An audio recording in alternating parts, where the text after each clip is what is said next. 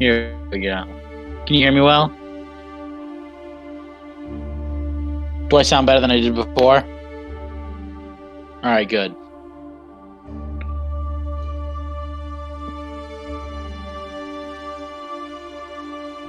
Okay. Wait, you mean you're on a stream already? Oh shit, cool.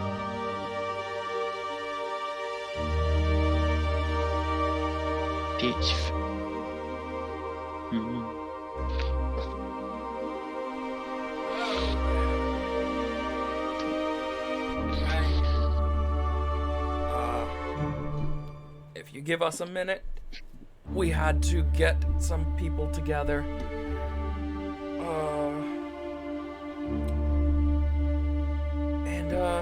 Yeah. I will be right back. I'm just gonna mute myself again. One thing if it doesn't matter, I'm using the second character I created, just so you know. Okay. Oh. Oh, okay. Sorry. Oh, there's Answer Kid. what? There's Kitty. Is it Miner who hasn't answered you? Oh god, yeah, I gotta mute. I've gotta mute the stream.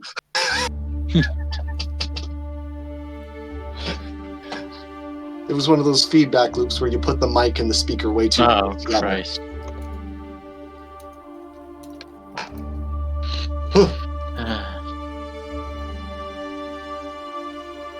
So how are you? I'm good. How are you, Cricket?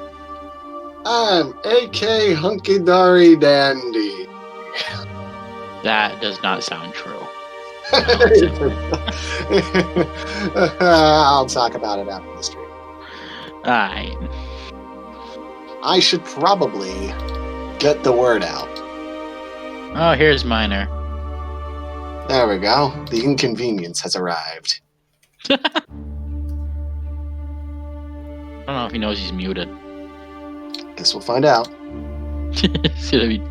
No, he must know because he didn't unmute himself when I said that.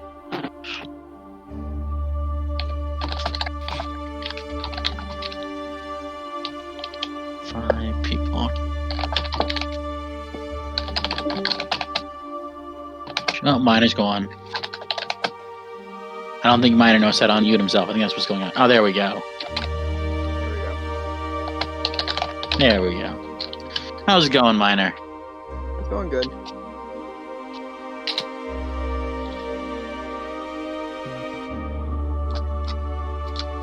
Alright. I'm casting the net.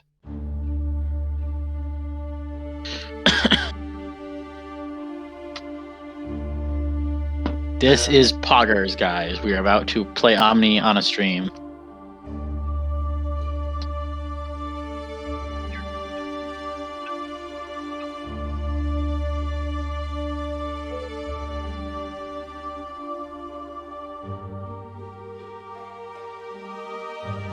Yes. Okay. Yes, it is.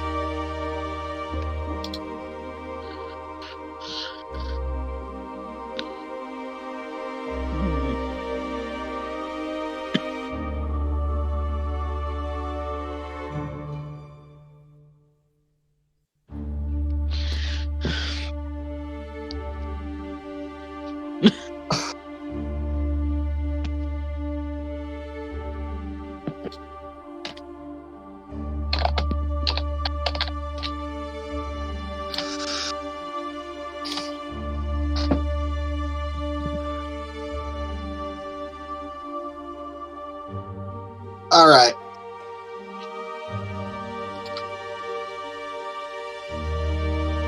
Yeah, I probably don't sound like demons from hell.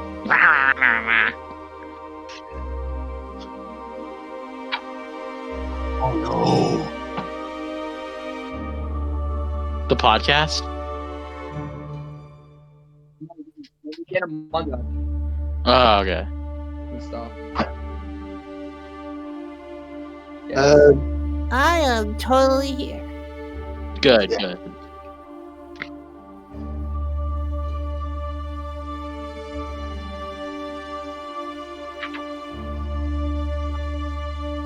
now. Ah ha! All right. Yep. The hobo is now hearable. What? I'm going to lower this volume to the music. Okay. And the stream is right now is literally called "We Finally Get to Play Our Game."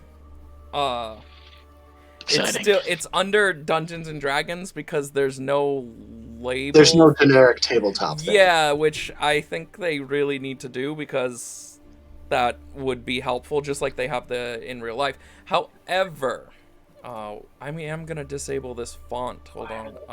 Boop. There we go. That should go away. Our background should be changing throughout the adventure. So if you look at stream, you should see our background change. I put all our characters' faces up there. They're just basic little generic things since none of us have active live cameras that are properly working and a whole bunch of mess that could come with that. Until we're settled proper, that's that. But if you are here, welcome to the first ever Omniverse Adventures live stream. And Blurb is disabled for this stream right now. Good, because we don't need people going, wow, anime wowing, or trying to play our game. Yeah. Honestly, That's actually, I'm the one who uses that all the time, actually. Ridiculous. Yeah. Oh, I disabled Blurb because it would No get blurb. Yeah, it would get really annoying until we have this under control. Yeah, No blurb. Okay. And I will do the thing I'm supposed to do. As you guys saw, you might be wondering, like, I made you guys each make 2 characters, and if you look through the character sheet for everyone, I don't have a section in here. Yes, you're right. That occurred to me. You're right. I am making one live on stream to show people how easy it is to create one. Oh, okay. That's what you're good. I'm only gonna create one. I have a backup one. I'll use Old Reliable for me in case things get messy, so it's not a huge deal. However, I want you guys to realize that you are going to be playing both of your characters. Okay. Okay? The only one who doesn't have to worry about it is Kazora. She does not need to use a second character whatsoever. It's only you guys that I'm gonna torture with that. So let's begin. I'm going to open up that character sheet that I created, the bare bones basic bullshit, and I'm going to cast it live. Here we go. Display. All right. Boop. I should probably look at the stream. I should probably open the stream. Probably. You didn't do that? I haven't actually looked at it. Okay, so that should be that. Run brains. Okay, here we go. Aha! Okay, it is live. It takes me a minute because my my screen is. Since when does Twitch have ads? I just got an ad on Twitch. I've never seen an ad on Twitch. Yep, everyone gets ads. Twitch I've somehow avoided that for all the Twitch uses I've done. Yeah, it's gonna happen a lot more often now. Okay. Oh, why are we getting feedback? I'm getting really bad. I'm getting feedback. One sec. Let me try Oh, you turning know down why? my Because I have the stream on. I'm so fucking stupid. Yeah, you're Wow. gonna have to mute it. I'm stupid. I have the stream. I'm like, why is there feedback? It's the stream. Make fun of me, forget. You would do the same shit. Okay, I wonder so why I said even I can hear me. Yeah, I can hear you. Yep, you're perfectly fine. I adjusted all of the volumes and tried to regulate stuff so it makes it easier for Miner to edit this. Yeah. Alright, so if you guys want to give me a name, what should I name this monstrosity I'm going to make? And then I can walk us We through. each give a single word and see what fucking happens. Okay. I'll start since I'm the one who said it. Krakatoa. Oh, cool. Jesus Start with the Christ. biggest fucking thing ever. Okay, go on. Alright, want me to go next? Yeah. You go next, Kaz. You know, fuck it. I guess all I can think of is fart, so just write fart. Okay, Krakatoa fart. Kazora, one word, please.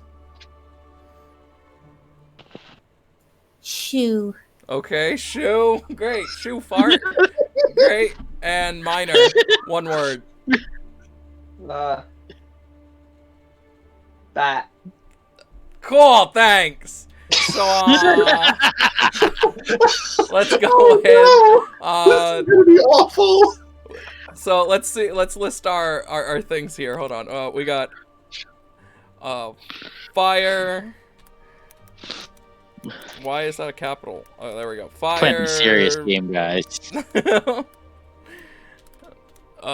Mountain. Fart. Shoe. And bat. So I can do. So Fire Mountain. Let's do a race. We will be a demon / Dwarf, yeah. golem. Oh, I was gonna end a dwarf. No, I'll be a fire golem. Ooh. I'm not gonna specify what kind of demon yet. I will get into that in a second. Bat. So we're gonna be melee heavy along with Shu. I'm just throwing things out there. So we're gonna be. He's gonna fight with a Banishu. Oh, he's a baseball player. I don't know. A mage. And our job will be. Let me quickly look and see if we have any jobs. And by the way, guys, anyone who sees this stream or sees the VOD, this is literally how we create a character. It's just thrown out there. Okay, we need a mage build that uses a big weapon. I'm probably gonna have to create one. Oh god. Okay, so we're going even super. Oh god. We don't have one, so I literally have to make one up on the spot. We don't have like a spell sword kind of thing, do we? No, I never thought of that. Okay. What would we call a mage that uses a blunt weapon? A paladin? Okay. Why do we not have a paladin already? That's a very good point. Why? That's a big oversight we never did. Samurai, legionnaire, marines, monk. Yeah, we don't have paladin. We replaced paladin with monk. That's why. That would be why. Okay. So we never. He's a monk. He's a monk who fights with like a bat-like weapon. Like a, Yeah, like but a we have it so monks are the hand-to-hand. Hand-to-hand or long weapons. You can use weapons as a monk. Yeah.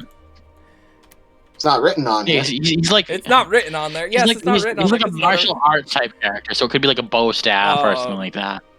That's how I'm thinking of it. large. Oh shit! No, not.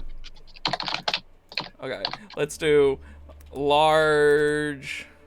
We really made this fucking hard for you. It's okay. Weapon.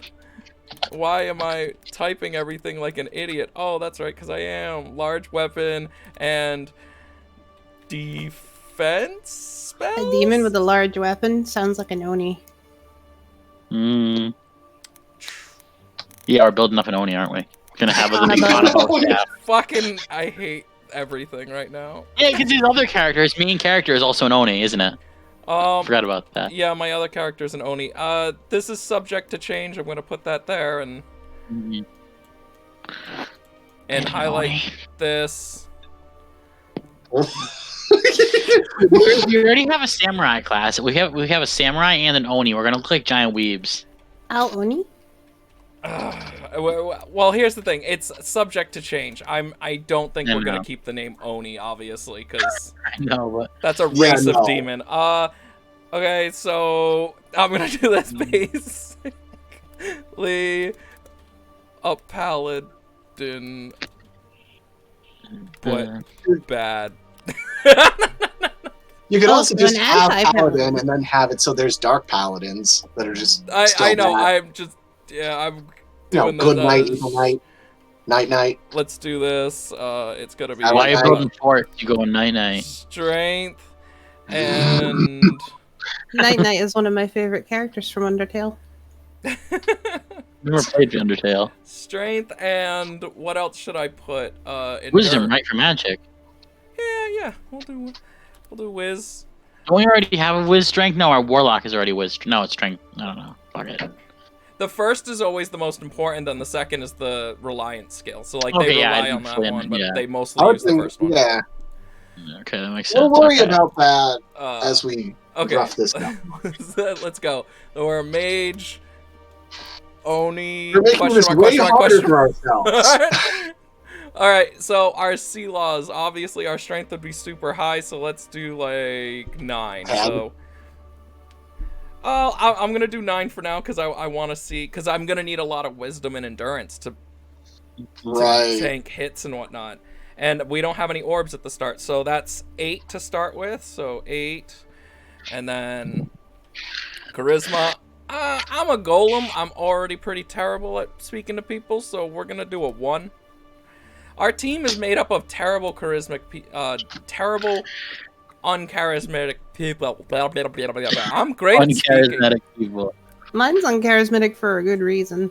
Yeah, I know. We'll get, Yeah. like I said, we'll all get to talk about our characters and everything as soon as I'm done with this jackhole. My luck, Call him Jack Hole. my luck should be 5, so it's a 4. No, that's too high. We can't do that. Let's do 2. That's a I was gonna 1. say, if you're gonna give him like 9 luck, it's gonna turn into a fucking leprechaun Oni. I kind of like. we're gonna do that eventually. I know we are. Agility. Someone just like every stat is 1 except luck. I did a playthrough on Fallout 4 with that. It was really hectic. Yeah, I bet. It'll be 4, so it'll be 5. There we go. Okay. Idiot Savant is really annoying. Abilities. So I obviously already get one of my racial skills, which is going to be After me, pot of sake. because After me, pot sake. after we Nah. boss. After me, put the soke. That's I don't so even know how to pronounce it. Or not pronounce it, spell it.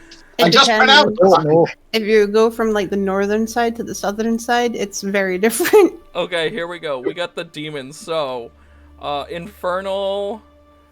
The Cricket's long ass description of just to say it's fire. So we're an infernal.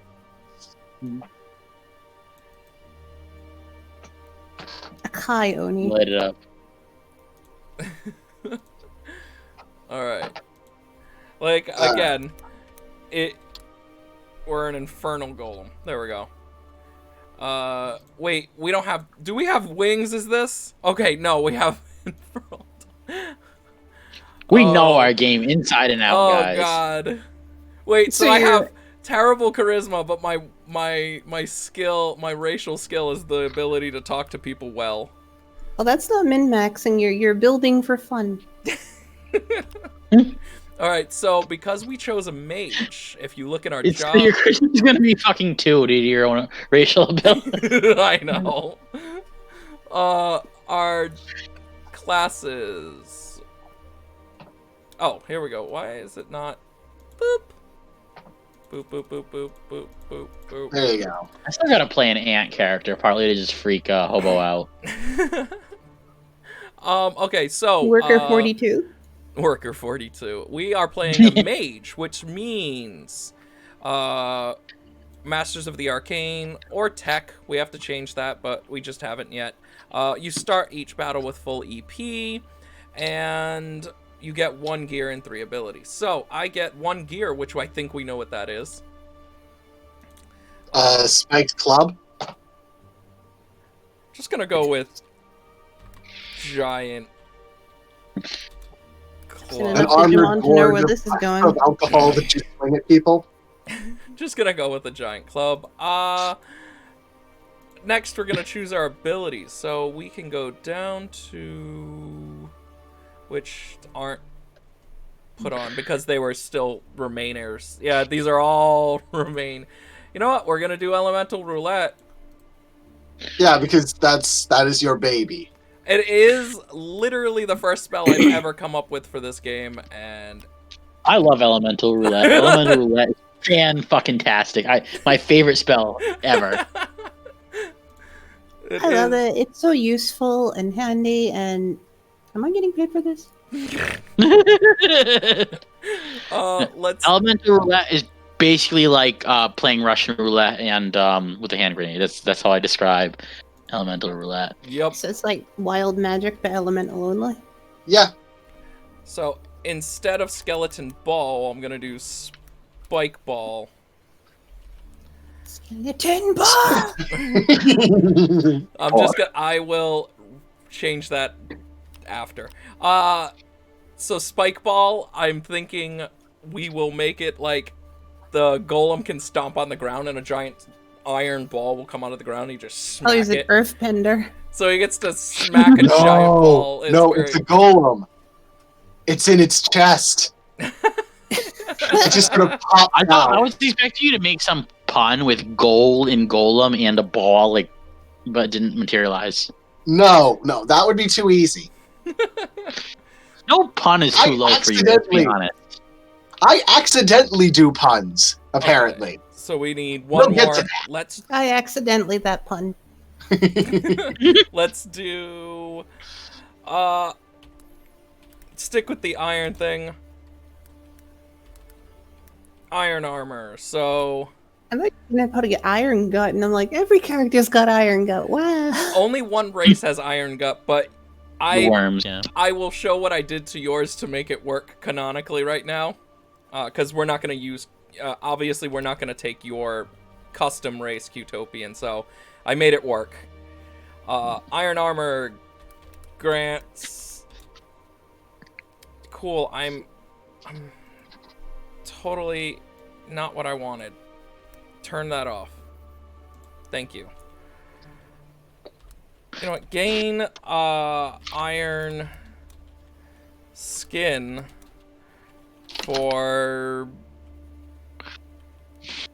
2 rounds.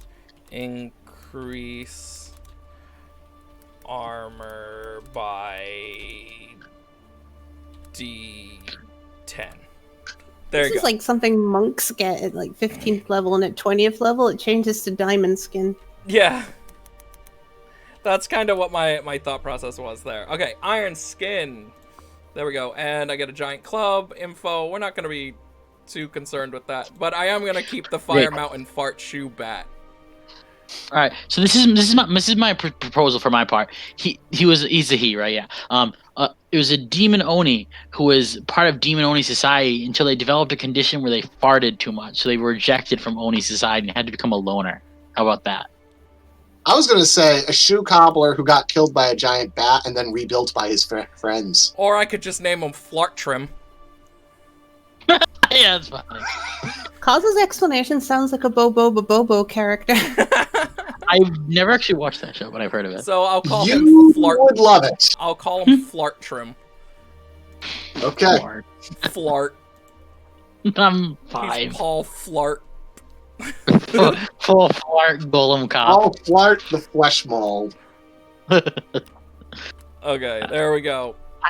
We should make a character at some point who is literally just a mall cop who's wailing over his head, ported into some fantasy world. I'm pretty sure that we'll get some of those because the characters for this are just like random schmucks from all over time. And I wouldn't even use like all the stats. I'd like make him a weak character on purpose. Just for the purpose of it. I'd only use like 8 of his points or something. Okay. So it'll just suck. Let's get through some of your characters. Okay. I'm giving like every person their own. Yeah. Yeah, so I can keep it in mind of what's going on, and then we'll talk about the world. My very own budget. Everyone gets their own page. That's crazy. You're missing a T! You forgot the T! What? Okay, here we go. We'll start with the character that Brayden's going to play. Oh, crap. Brayden, you want to explain your character? Oh Who's yeah. trying So to tap my out jingle bells on the fucking? so are we introducing ourselves in character, or are we just describing our characters right now? I'm not really sure. I have no idea. No, because we can actually start playing. So, Yeah. all right, my character is named Bear. He is an orc with the subrace of Werebear. He is a Werebear orc. His class is warrior, and his job is barbarian. And he is a specific kind of barbarian. He is a lumberjack orc. Okay. So he's he's a Werebear. So he has abilities are that he. Am I supposed to be okay? Am I supposed to? One sec. You can talk about your story. Yep. Yeah. Or whatever. So his story is I'm gonna ad lib a story right now. Go ahead. So I'm gonna ad lib my story right now. Oh boy.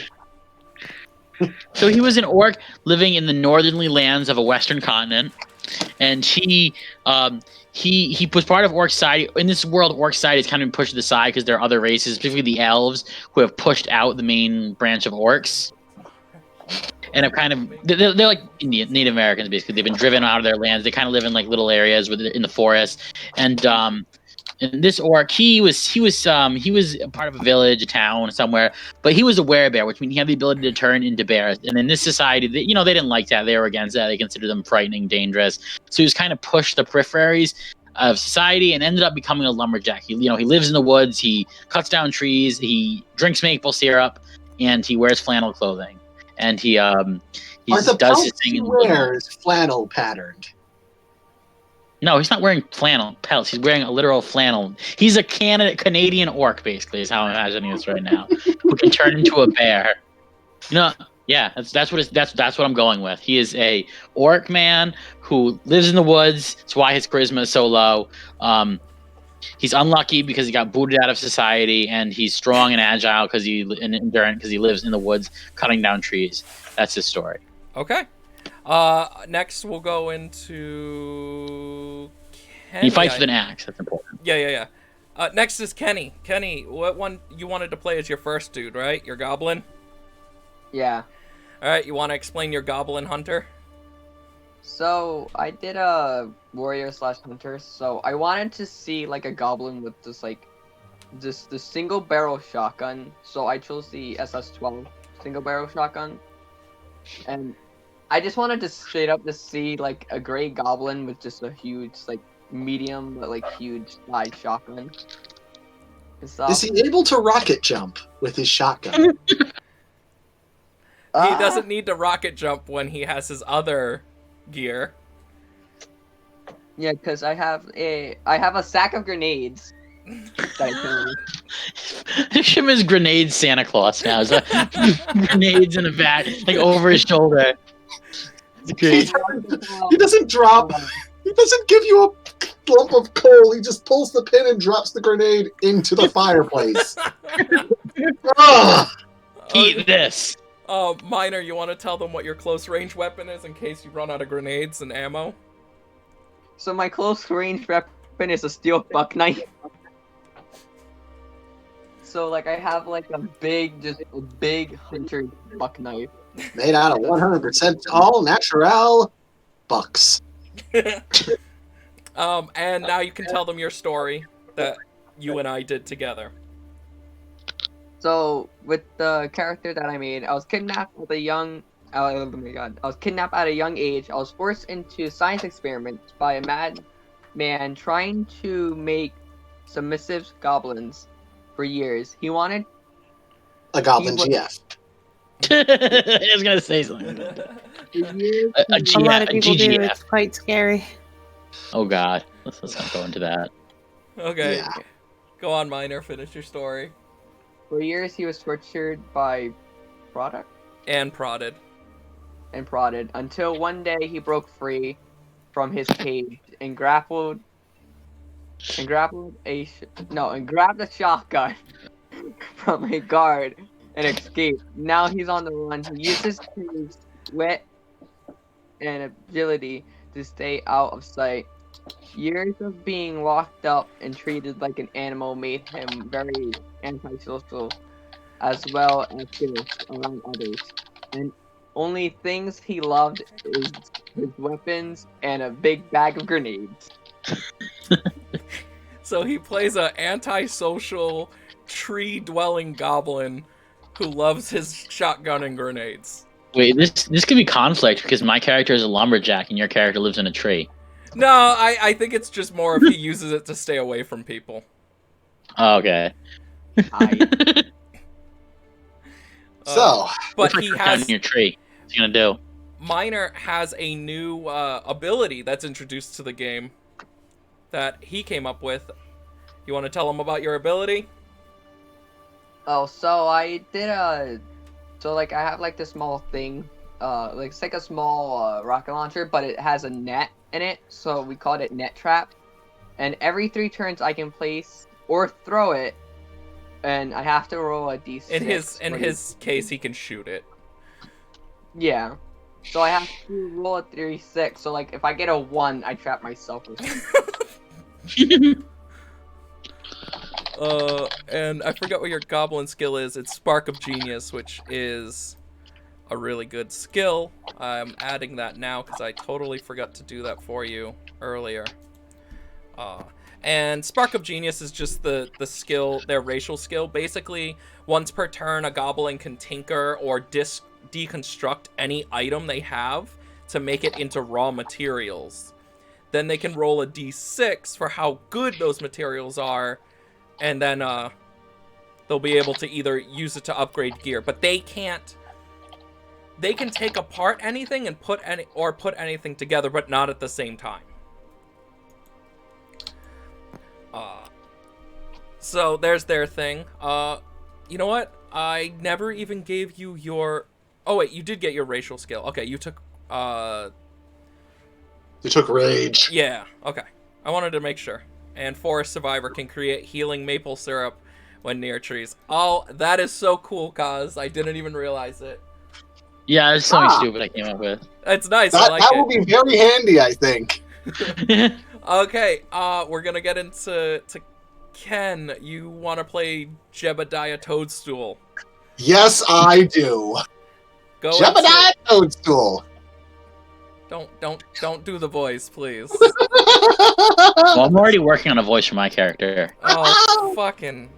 I'm doing a Okay. Saskatchewan kind of voice. Okay, Eh? I guess you're gonna.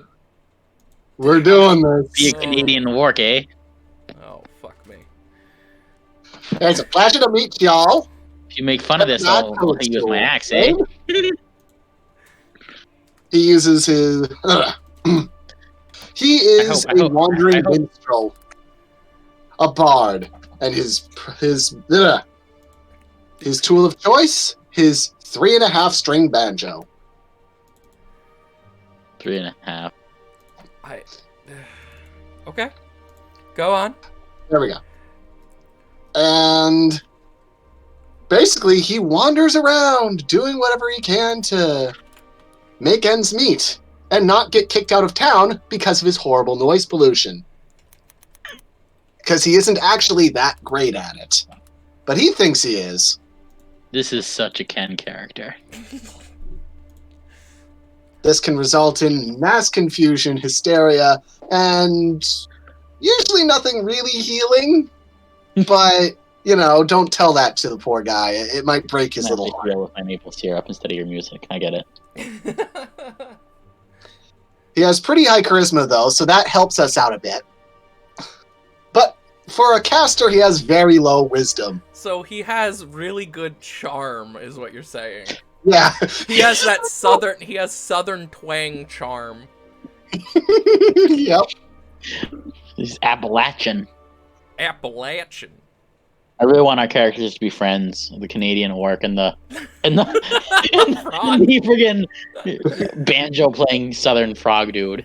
It would be nice if you put their pictures up so we can just have them visible. So people can see this toady bastard just sort of... Okay, give me a second. Image. Go on, keep talking. Okay, I wasn't sure if you... Yeah. Alright. but he's got some very conventional abilities. He has shed skin, which reptiles get, even though, frogs are amphibians. It works. They shed skin too. He's got pacifying song, his tongue, which can be used as a grappling hook. But, he Look at probably that should. infinite recursion. That's fucking. Look at that. Look at the screen. Oh no. Oh, darling, sweet darling. I need to get that song out the ready. Oh my god. Actually, is that safe to play? Oh, I country wouldn't. road. I wouldn't. Ah, damn. Okay, so Even though usually I would say that country is usually safe, not nowadays though. Nothing is safe. Stuff gets mistaken for other things, and that's like end of. As soon as you're As soon as caught. it's mistaken, that's it. okay, so go on, continue. Okay. We gave you We got that, as well as Melody of Madness. Yep. Which is the early working version of one of the Bard abilities that we're incorporating in, because we completely forgot to put in Bard-related abilities. Okay, the frog is gonna disappear for a little bit because he's blocking the screen. Howdy doody! No. All right, go on. Yes, this is. Yeah, you're right. This is a skill that you and I are testing out in this run. And your tongue is just your grappling hook.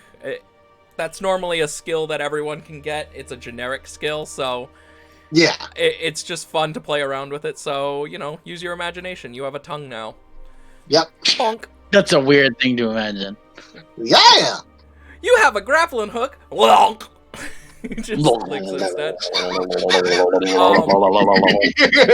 I assume. Just think of the lick and some scribble gif I made. Oh, With like a really long noodly tongue. oh, I don't have. like the old troll gifts of yore. I don't have that, but if you look at stream, I do have this little dude. Oh god, what's it gonna be? I'm kind of scared. Ah, yeah, that one. Oh god. Yeah, you instead Oh of having Love it. yeah, just lick the jar, lick the beaker. Oh, that is glorious. beautiful. That is going to be very distracting. Donation. I'll do our tongue eventually. I don't know where I put it. I'm so sorry. But anyway, you are done. It's now Kitty's turn. Kazora, our community manager, for putting up with all of our garbage over the years. We invited you to be the first person to come and play with us. Before you start explaining your character, I did want to mention this. So if you look here, your race is Qtopian. However, I put you as a half dwarf, half worm, because those are the two skills you got. Yeah. So what I did was I kept those by making you that. So essentially, a Qtopian is now a half dwarf, half worm monster. Honestly, if you open them up, it probably wouldn't be too distinct. It's like... And I thought you'd get a kick out of this, Kazora. Instead of hacker, because I realized it was the only one that fit that kind of thing, I made a new class just for you, a new job just for you called Maverick. I guess I'm going into the danger zone. Well, I guess you could make that joke, but I was thinking more of the Maverick Hunters and the Mavericks from Mega Man. I thought that would make you very happy since you have a blaster cannon. It does kind of. That's this character. Whenever I think of her in a video game kind of scenario, she's always in a side-scrolling 2D. So, you are a Maverick, which is an homage to Mega Man. So, you can go and explain yourself now, and I'll deactivate Patrick's tongue. Deactivate Patrick's tongue. Like can it's almost some taste- giant What if I machine lick that my needs to screen be right where that he's configured. licking at the same time? Wouldn't that be weird? Yes. Now, go on, Kitty. I'm so sorry. Sorry. Well, it's Queen Princess is a character I created a little while ago and have been editing as time goes along. There's actually a really long story behind this character, and this current iteration would be basically post her origin story and post her main story. So a lot of the things at home are already dealt with, but she carries with her a lot of scars emotionally and mentally from those things. But she soldiers on regardless because she kind of has to. She's not like what you would think when you first look at her first value. You would think, oh, this is either a bad furry OC or this is some kind of ridiculous Care Bear, but there's actually a lot more underneath that. She's meant to look like that. She's meant to evoke those feelings at face value, because after that fact, you start to see other sides to her, and you're like, why is this thing that looks like this so deep and depressing, but picture, also very please. interesting? So that way people can see this. I have pictures of them. I thought I sent it to you. I'll double check. Well, Cricket then, did his own interpretation of I felt like QP. it was very important to make sure, because part of her whole thing is the don't judge a book by its cover sort of surprise. Probably sent them a long time ago when I had my old hard drive. Go on, Kitty. Sorry, keep interrupting. Oh, it's alright. QP is, she is a queen. Her name is Princess. She was born from the primordial chaos. As it was rewritten in here, the bio, birthed by the chaotic flesh mass known as the Moss. The Maw? Is it Maw? The Moss. Like M-A-W. Maw, a bunch Oh, of okay, mouths. okay. I was like, wait. Go on, sorry, I'm stupid. There we go. I sent it to you again. It's a If play I on did- words from moss, which is what it looked like, a giant quivering mass of moss, but it's covered in mouths, so it's the maws. That's cool. There you go. For millennia, QP has fought a constant war against her creator and her monstrous siblings, but her creator being her parents, because they are literally related, even creating the rest of her own race to carry on carry on the war in case she ever fell, the Utopians. Together they pushed back and even slayed the Moss after her main story. Though her efforts to tame the world for her children are far from complete, because there's obviously still residual things. The planet that Utopia is on is enormous. Utopia itself, the city, is the size of Earth. It is a very large and very dangerous and very scary location. It's an elder world. See, And- look at that. That's Queen Princess. You'd think, like, what the hell is this, like, terrible OC in front of me with rainbow fur, and but she's, like, no more than, like, 2.5 feet tall, if that. She's the shortest Utopian and the only pure-blood Utopian, because all the other ones were cloned from her DNA because she was getting lonely. So she's essentially a single mother to an entire race. Do you want to talk about your skills? I might need a hand with that because I'm not too familiar with this system, and what was put here was yeah, no basically problem. suggested to me for my concept. Yeah, I'll do it for you. Cheers. So your equipment or your gear, which I will rename now because I don't know why I didn't do that before. I'm an idiot. Your gear is tech. In our game, we have two separate versions of gear. There's magic gear and there's tech gear. I gotta make sure that QP goes away for a little bit. Thank you. She's just blocking the whole thing. Thanks, cool. You have, your gear is tech. You have a Heartbuster, which is a Utopian arm cannon, which, again, if you saw the image, that's what it was. You have Disintegration, because it's a modded ability from the Alien Disintegration, which was a leftover from when Cricket was working on cards and stuff. Yeah. But basically, you just get a Disintegration Ray. You can charge it up, you roll a d6. We'll get into that when we actually It get works into like combat. Mega Buster. It does. It works exactly like a Mega Buster. Your Scanner, which you roll a d6, which wasn't put in there for some reason. Again, I'm scatterbrained. You roll a d6 depending on what your roll was. Depends on how much information you get. A 6 is like you know their entire life story, or 1 is you basically don't see anything about them. And Restoring Ray, you just shoot your cannon at a ally, and you can heal them for whatever a d20 is. And that's rare because we don't use d20s quite often. So you have a very rare ability. Your racial skills, like I said before, even though you're a Qtopian, we're not gonna take your race and put it in the game because that would be wrong. It's yours. Yeah, that's why. So we used Dwarf and Worm, and you got Iron Gut from your Worm DNA, and you got Crafting from your Dwarf DNA, which works very well with Miner's character because he can break down materials and you can craft materials. It's a good combination. I was thinking that when you was mentioning it. Yep, you both. That's literally why we have both of their racial skills together. So this way, dwarfs and goblins and all of the other like races like that can actually work together. And it's really cool when you can build those combinations around your friends by accident, like this. Like, he's playing a goblin who can get better materials and make new stuff, and you can just get materials by crafting things around you and breaking shit over. I got maple syrup. You got maple syrup. Okay, Yeah. and well, I guess we'll go on to my gross guy, which is Flartrum. He's a fire golem. He's a fire golem. He's a mage. Oni, which is subject to change. His sea laws, blah blah blah. There you go, bop.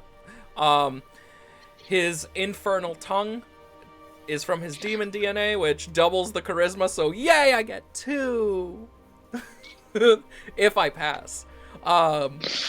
Elemental roulette, which is the best. And I will be right back. Yeah, but okay. It is both the best and the worst, and it has. I'm surprised it hasn't caused a full party wipe yet. It has. Yeah, it has. Oh, I didn't know that. Yeah, when we had the fairy on the team, that's the reason we just didn't completely Oh, die. yeah, that makes sense. Go on. Anyways, I'll be right back. Elemental roulette, which is as Kaz and Cricket both pointed out, is my baby. It was the first spell I created for the game. It's a game I made from a homebrew D&D setting. Elemental roulette is you basically call upon a number of different elements, combine them together, then roll for your damage, and then roll for your like accuracy and whatnot. And it can either help you or demolish your team. So it is an amazing skill. You'll see it in action when we finally get there. Our flavor text is when a mage absolutely needs to kill everything in a room. I think that's an apt description of this skill. Yeah. Including yourself. Yeah, I chose Spike Ball, which allows me to create a spiked ball out of either thin air or whatever. I guess I'll roll a d10 instead of a d20 to see how big it is. And then cause crush damage on opponents, which we're not going to be using any of the special elemental damage in this run because we have to go back and rework it. It is a fun system that our artist Cricket did create. If you look at that, he's trying to create an easy to understand system. But as of right now, we need to work on it a tiny bit more. However, I have a giant club, and I guess my backstory is basically going to be I was birthed from a giant farting mountain and was a cobbler that got really into baseball. And that's my story. Don't question it. Baseball. Nailed it. Fucking nailed it. All right. Now we taught the world about our character system. Let's do this. Yes, and I will go back to this. I'm sorry, this is such a mess. Oh god. We will disable this. Bam! Oh, look at that. We're in the Nexus. How cool is that? Watch this. Do you think that's cool? We're gonna introduce yep. First. You don't have him, do you? Oh, I have them. I didn't Lost it. create all. No, I didn't create all the sources at first.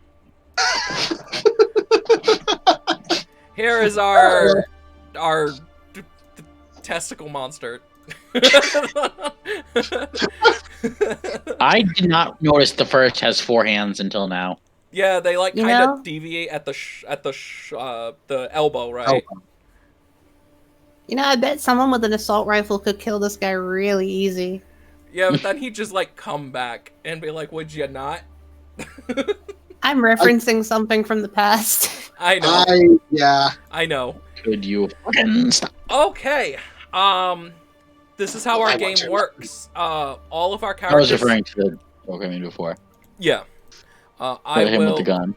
I will explain how our game works. So, all of our characters, after your introduction and talking to your other players about what your characters can do, who they are, all of that, all the fun stuff, you get into the Nexus. The first, the being that's right in front of you, pulls you in, and he looks at all of you and tells you what your journey is going to be. Now, here's the thing. The first doesn't take into consideration what you're doing at the time, so it could be you were, for instance, one of my characters, she happens to be stuck in an eternal loop trying to stop basically Armageddon from starting. So every time she goes into an adventure, she gets put right back at the spot where she started her old adventure. Basically, every step is just going through yet another portal and being sent back there again. I think at one point we need to just play her story. It's us trying to stop Armageddon, and she's just like, fucking finally. Oh, I already pushed the button. What happens is the first tells you about the world you're going to be visiting by giving you basically in context for the game itself a pamphlet of the world, which is what we all decided we wanted to do when we first created this game, is because when you get into an RPG, you have to buy like 100 books, 6 books or whatever. Like, it is ridiculous. There's so much learning you have to do. What if you could just get a small, easy to understand, tiny little like 3-page thing, basically? You don't need an entire planet. Yeah. You can just have like, here's a town, and then here's a ruin, and you guys can just create mix and match them. Yeah, and you guys can create your stories around that. So that's why with Omniverse Adventures we call it a storytelling tabletop RPG. Which sounds like a terrible sexually transmitted disease. No, it doesn't. It's an SSTTRPG. Oh yeah. When you do the Sounds like a acronym, police yeah. department. It does sound like a police Yeah, department PD, too. yeah. However, the best part about our game, there is no DM. None of us are the DM. We each take turns telling the story. And if a person in the party doesn't really want to take on that burden, they don't have to. You're not obligated. You're just there for the adventure. Like Minor, for instance. When he tells a story, he usually only does like maybe a paragraph for himself. He is still new to it. So if he doesn't want to one round, he can just pass it on to the next person. So here we go. The first is going to introduce you to the world, and we'll continue explaining the game and whatnot and how it's played as we go on. Welcome to Zuralis. This is a planet that is currently celebrating its holiday season, which is similar to Earth's Christmas. Now, again, this isn't a Christmas planet. They are just currently celebrating. Just so happens... It's like when somebody lands on a planet and they're on a desert, they think it's a desert world. Yeah, it's not a fully complete, like, Christmas planet. They are literally just celebrating the Christmas season. Okay. A jolly man presents those who have earned his joy and blah, blah, blah, to get presents. A goat-legged man punishes them. But on Earth, those are just fairy tales. Obviously, Santa and Krampus, they're just fairy tales. But here, they're actually real. There are 2 major kingdoms here. There's Kothan and there's Morid. The main races that live on this world are humans, elves, gnomes, felindias, canis lupus, and a bunch of automatons, and we'll get into why that is after. Here is the opening. It's the holiday. The holidays are upon us, and we celebrate the whole month here with feasts, parties, and parades, as well as a ton of gift giving. We all hope to meet Kringle this year, which is spelt with 2 G's. Kringle is their Santa. He is a mystical dude who just exists and is able to go through the whole planet during one season and gift everybody gifts. He visits everyone who is good and honorable. That is very important here. Honor is very important.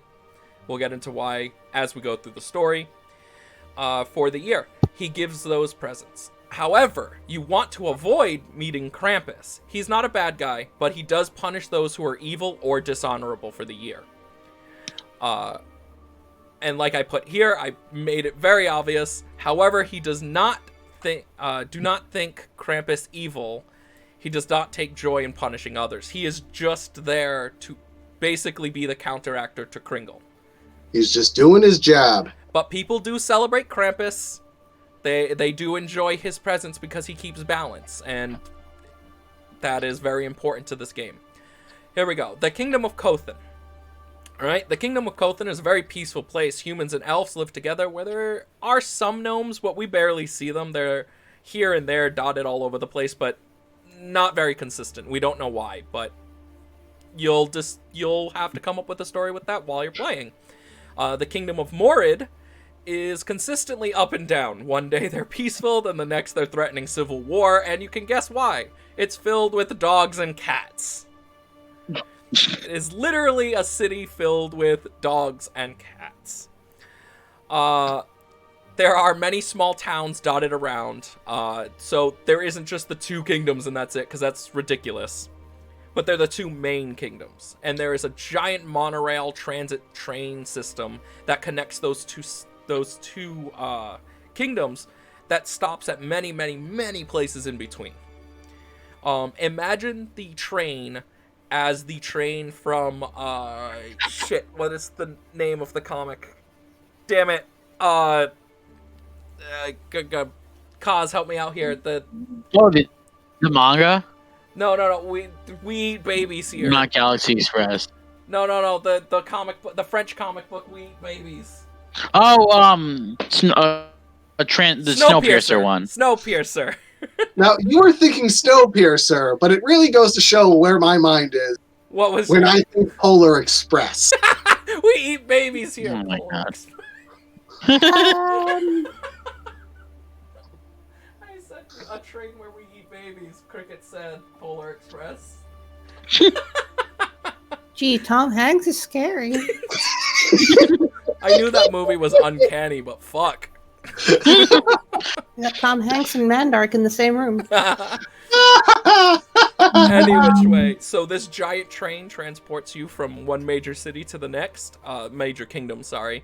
And it's the quickest way to travel if you're in a rush. It's always on time and it's constant. So unrealistic and doesn't. Unrealistic. Yep. That is definitely powered by the souls of dishonorable children. The creatures that we'll find in this world. There are just some of the creatures. They're not all. I just give you a basic bare bone look at some of them that we will find. We will find a bunch of toy soldiers. They are the workers for Kringle. So these are why there's a bunch of automatons. This is also how he's able to gift around the world super fast. He uses his toy soldiers to come down and gift everybody presents in places that he can't get to as soon as possible. They're not evil, they're not authoritarian, but they will fight and defend. They will fight and defend if anyone threatens Kringle and or their kingdom. Get down, Mr. President. Get down, Mr. Kringle. There are Yetis. These are the workers for Krampus. They help Krampus achieve his goal of making sure that dishonorable people and no good doer people, bad people, get punished. They're just giant Yetis. Ne'er-do-wells. Thank you. You're so helpful with words because I'm fucking retarded half the time. Werebears. They are tribesmen that you can find dotted around the world. They're not necessarily evil, but they are tribal, so they are keep your distance. They can turn into bears. There are bunny beasts. These are giant. And when I say giant, I mean some can grow to the size of Clifford the Big Red Dog bunnies that have a tendency to eat things. And by things, I mean people. So, there is only one known in the world. However, there may be more. That is up to you and their party to decide. There are gnome barbarians. By the way, I just want to mention the werebears and the gnome barbarians were written in before Kaz and Minor created their characters, so these are just irony. Gnome barbarians are 3 foot tall wandering packs of barbarians. I want to imagine them wearing a trench coat and then like they're all stacked. Oh, so you wanted them to be the gnomes from Gravity Falls? Yeah. But barbarians, they will wreck your shit, because if you do not know, the racial skill for gnomes is Gnomish Revenge, which is after they get attacked once in battle, they can attack you twice. And you're getting attacked by packs of them. So if you hit them, they will hit your ass triple. You need to make sure that when you hit them, they go splat. Yes. There are slime drops. These are just slimes. They're about 2 feet tall, and they use magic to attack. And it's most likely a mimic spell. So it's like whatever they see being used on them, they will reflect back at you. That's it. Super simple. Simple. Mimics. Mimics are horrifying creatures. Mimics are horrifying creatures, but in this scenario, they're even worse, because they can take the disguise of Christmas holiday gifts. Oh. So they will look like holiday presents. Oh Not my. fun. Let's make sure that the goblin stabs every present that we're given. Yeah, there's a puppy in one gift, so, you know. Bandits, obviously we all know what bandits are, and I'm not going to go into any more detail of any more, because that's what I put, and obviously we'll have creatures throughout. We'll have pigs and I've whatever. given you plenty of abominations for this. Oh, yeah. And here's a kind of detailed look at the kingdoms. They're not very detailed, because I wasn't able to get everything done, because I was constantly getting everything else finished. For the record, for our viewers, we don't normally have this kind of build-up. We normally just jump right in, but you took the time to make this whole world. And I did. I wanted to help and explain it. So the kingdoms. Here we go. Obviously, Kothin. It's the kingdom of Man of Elf. There's very little hostility there between the two races. They get along very, very, very well. In this time of celebration, though, they are usually up really late, so like no one's even sleeping. They're usually making food for a giant feast that they have. All month, they just give gifts to each other and visitors and everything, because it's the holiday season, and they want to build up their honor and their good cheer for the year, because Kringle is going to come and give all of them presents on the last day of the month. Morris is a kingdom that is filled with Finlandia and Canis Lupus. It's in constant flux. One day, they're all getting along. The next day, they want to rip each other's throats out. They have 2 rulers of the kingdom, which is never a good thing. Both hold the same amount of power. Imagine, if you will, if we had 2 presidents. Well, Oblivion's DLC, The Shivering Isles. Oh, yeah. There's 2 Jarls over 2 sides, and they're always yelling and fighting at each other. They're at each other's throat constantly, but they're not literally going to kill each other yet. They hate each other. Didn't they actually end up, like, in the Shivering Isles specifically, weren't those 2 eventually becoming a thing, and then you had to kill one of them? Yeah. Like, as soon as they started to get along, so Sheogorath, the Prince of Madness, was like, nope. So they have 2 rulers. I'm not going to explain. One's obviously a Finlandia, and one's obviously a Canis Lupus, which means cat, dog rulers. You can decide when you get into the adventure, and obviously I didn't get to finish writing all of it, but all I was going to say is, within the kingdoms, both expect to see Kringle each year, and kind of want to avoid Krampus, even though they know he's just doing his job. And, yeah, welcome to Winter Wonderland of Hell. Or Winter Wonder Hell, or whatever we call it. I really don't care right now. So, I was gonna say call it Krampmas. however, here's the big part of our game. Before every session starts, you get to ask. Each player gets to ask the first one question, but it cannot be like, "Who's the greatest evil here?" or "What is our mission?" He can't tell you any of that, but he can tell you about the world in more detail, and that's left up to the storyteller who is starting. So in this case, that would be me. So therefore, you guys get to ask. Let's start with... I'm just going to go down the list that I have in front of me. Let's start with Minor. Minor, do you have anything to ask the first?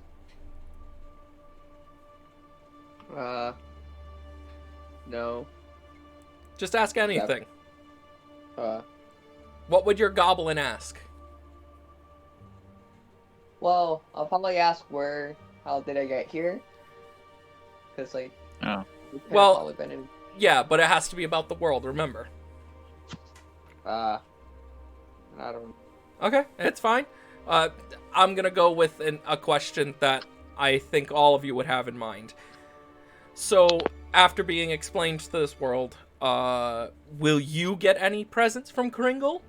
If you've been good, can he tell that from a Omniverse adventure? And the first response would be yes. If you have been good and honorable, Kringle will deliver, if you're still in this world, a present to you on the last day of their holiday celebration. Let's do Kitty. Koza, do you have any questions for the first?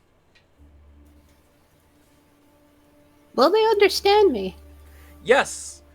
Coming from the Nexus, you have a universal translator automatically, like a spell basically, automatically This is put very on. important for a Cutopian to have. You have no idea.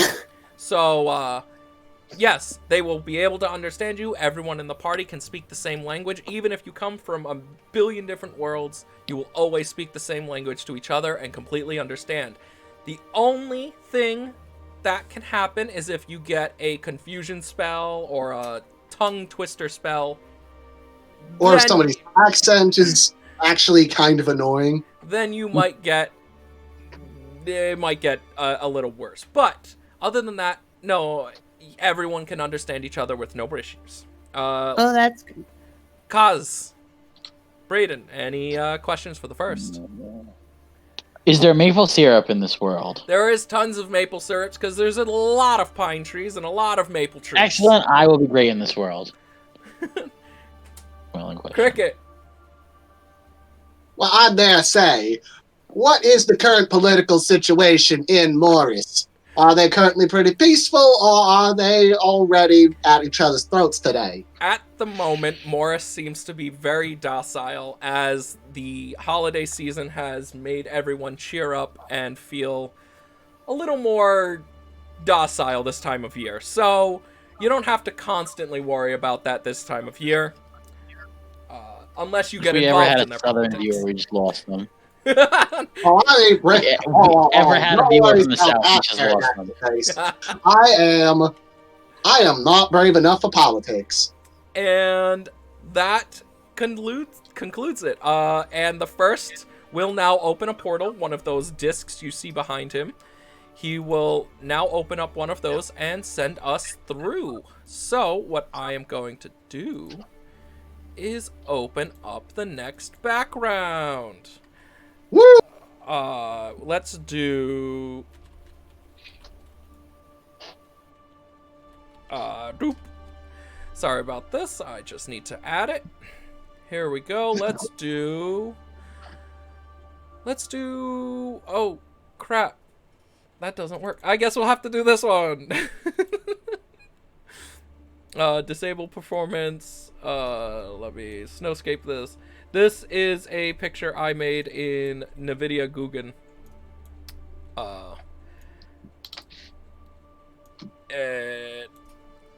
There we go. And the first can disappear. Boop. Pop. Because if he gets out of this portal world, he would immediately crumble to dust. And I'm just gonna make this that big because it is a low poly image right now. But Yeah. let's change the music real quick. Oh God, Let's get some new music going. Let's do it's better not be Christmas music. I swear to God. no. It's like adventure music. Okay. Don't worry. If the music fails, I can grab a banjo and I can get to work myself. Oh, shut up. You Okay, can everyone do get this into whole character? Cool. I'm a golem. I will start this conversation by saying, where the hell am I? Who are you people? We're in the woods and it's snowing. Green man. I'm at home. Which green Just call me a man? green man. That is insensitive and racist. You weird lump of flesh golem thing. If I do declare, there's 3 green people in this place. Oh, Also, it's very cold. there is a lot of green people here. Hey, look! A bunny monster. Is that a canteen on your arm? I mean, I don't judge, but still. Oh, you're talking to me. Hi. What may your name be? My name is Princess. What's the small green one's name? And not the frog. Mm. Hello. My name's Harold. G-Well. Okay, out of character, I love that fucking... I love the stutter and hesitation. It's just this giant, like, monster. I wanted to do anything, and I was scrolling to my character, and all I see is the name, and I'm trying to say it as fast as I can. Well, it's a pleasure to meet you, J-Well. And other greens don't know names. Well, my name's Jebediah Toadstool. You are frog. Well, technically, And, I tip my hat, but I don't have one. and other green. Right. What? Bear. My name's Bear, and he says as he takes a swig of his maple syrup. Me like bear. Bear cool. I'm cold! I see buildings over there. Maybe we can find a tavern or something, figure out exactly where we are in this cockamamie place. I smell burnt toast in the air. Specifically, Do burnt they have toast. maple syrup? Specifically burnt toast, yes. Do you have some kind of incredible sense of smell? Nope, just can smell fire. Burnt toast. Our I character, doesn't just imply burnt toast. as our characters look on, they see a village in the distance, but the village doesn't look right. It looks kind of burnt. So we take a thing here, a vote here. Who wants to go to the burnt-looking village, and who wants to turn around and find the actual town? Let's go to the burnt village. That sounds fun. Okay, there's one. I feel like we could find some useful stuff here, but there also could be other people there who aren't just, random unarmed looters.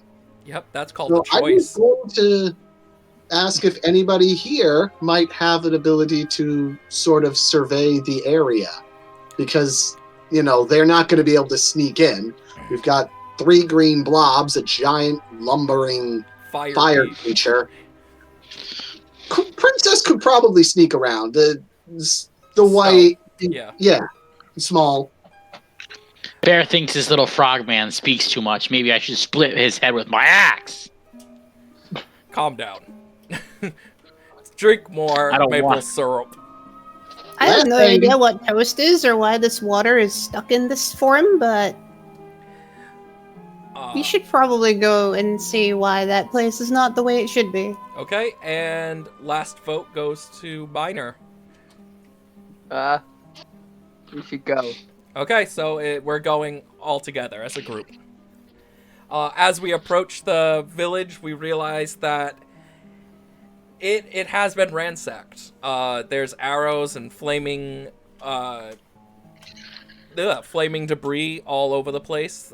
Some of the houses are burnt to a crisp. Some are still together, but have some minor structural damage. They shouldn't be safe to spend the night in, basically. Look, fellas, primitive projectiles. We now On my world, these are fine craftsmanship. Don't call them primitive, bunny lady. on Less anger, more maple syrup, friend. on the left, you guys notice that there is what seems to be an old schoolhouse, and on the right, you notice two, maybe three buildings. You can't really tell because of the rubble, but you see two, maybe three buildings of just rubble and debris.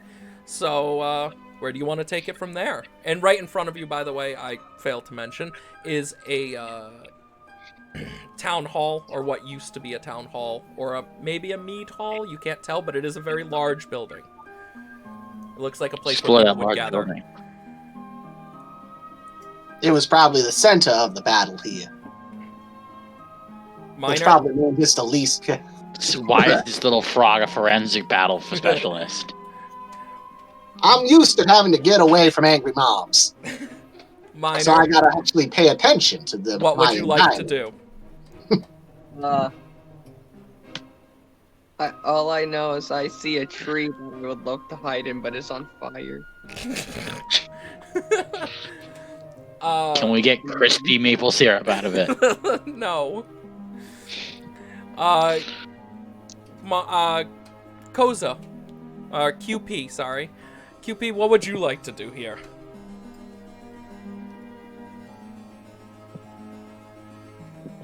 I'm actually stood in the middle of this crowd looking left and right, and I'm not entirely sure what's happening or what we should do, because we all seem to have different ideas of what we should do, and I'm just sitting here wondering, is any of this still, like, actually on fire, and if anyone who made it on fire is still here? There is fire, but it's not, like, raging anymore. It's dying down. The snow and the cold air are really leveling out this area, and it's... Do you think we could roast marshmallows over the current fire status? Do we have any marshmallows? You don't have any marshmallows. And anyway, if you wanted to roast The marshmallows... I world just is have worse marshmallows. for it. If you wanted to roast marshmallows, I am a giant walking flame. I forgot about That's that. why I'm staying next to you. I suggest we go into the town hall, mead hall looking place and see what we can find. It's probably the most structurally sound building in the area. Yeah. It is. So there are Bear patches. approaches the door, and instead of opening the door, he chops the door into pieces with his axe, like the Shining style, because that's how Roll style. a d6. Roll a d6. Okay, good shit. Just make sure D6. everyone has their dice roller open. I did link one. Or just Wait, go to Google and type in dice Wait, roller. I did that wrong. There we go. 1 sec. Roll. My roll is a 3. You hit the door, but your axe gets stuck. You want to just try and use the doorknob? Does it have a doorknob? Shut up, or is it frog just- man. It has a hook-like device that seems to pull a lever that unlocks the door. So yes, you can open it. Does anyone want to open it? Oh, I don't believe in door handles. They're for the weak, for the civilized city folk. Okay, so I approach and I grab the door, and as I go to pull it, I accidentally pull the entire door off its hinges. At least y'all can get your axe back. I Might pull get the, my axe. I pull the axe out and give it to you. Thank you. You're not bad for a city folk. I think we should let the smaller ones in first. So, QP and I forget your name. You're the goblin person, man. Harold. Oh, Harold. No, you're not Harold. Wait, I don't know how to say it. Haggle. Your name is Haggle. Haggle. Bear thinks that's a stupid name for a city man. He lives in I the think woods. it's lovely. Haggle and QP, would you guys like to enter the building? Because, one, I'm too large to go through. Bear is... He's just large enough, and, Jebediah, you're tall enough to go in, but your head makes it difficult because you have that wide mushroom on your head. So... I don't think you understand what this mushroom is. You Can have I a eat it? You have a mushroom on your head. It's not on my head. Okay, it is your head, which is making it worse that you would have to Can I go eat inside. Can Bear eat the Bear wants to eat this mushroom. You do not want to eat this mushroom. I'm I gonna go bite the inside mushroom. before anything else crazy happens. Okay, Haggle, go inside with QP. Okay. Tell us what you guys see inside. QP, if you want to start, and then, Haggle, you can continue. I see a whole lot of charcoal. Whole lot of charcoal. To your left, It is. it is Yeah. dark. Yeah. It's dark and Like damp. this. Okay. Like Okay. like there is some light, but that's just from the roof. A little bit pieces are missing. Okay. Floor gives a real satisfying crunch with every step. Ooh. Ooh, like crunchy maple syrup. Must have been a real dry fire in there. Do you guys see anything? Papers, documents, a chest, anything inside. I see a weird mechanism that I don't understand what it is. A mechanism. Okay. Is it like the door handle? I have no idea what it is. It's just like a mess of cogs. Okay. Haggle, you're a goblin. Are you able to decipher what it is? You might be able to roll a d6 and be able to tell us. I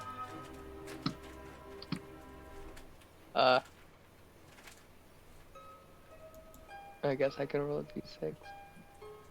You want me to roll the die for you, friend? I got a 4.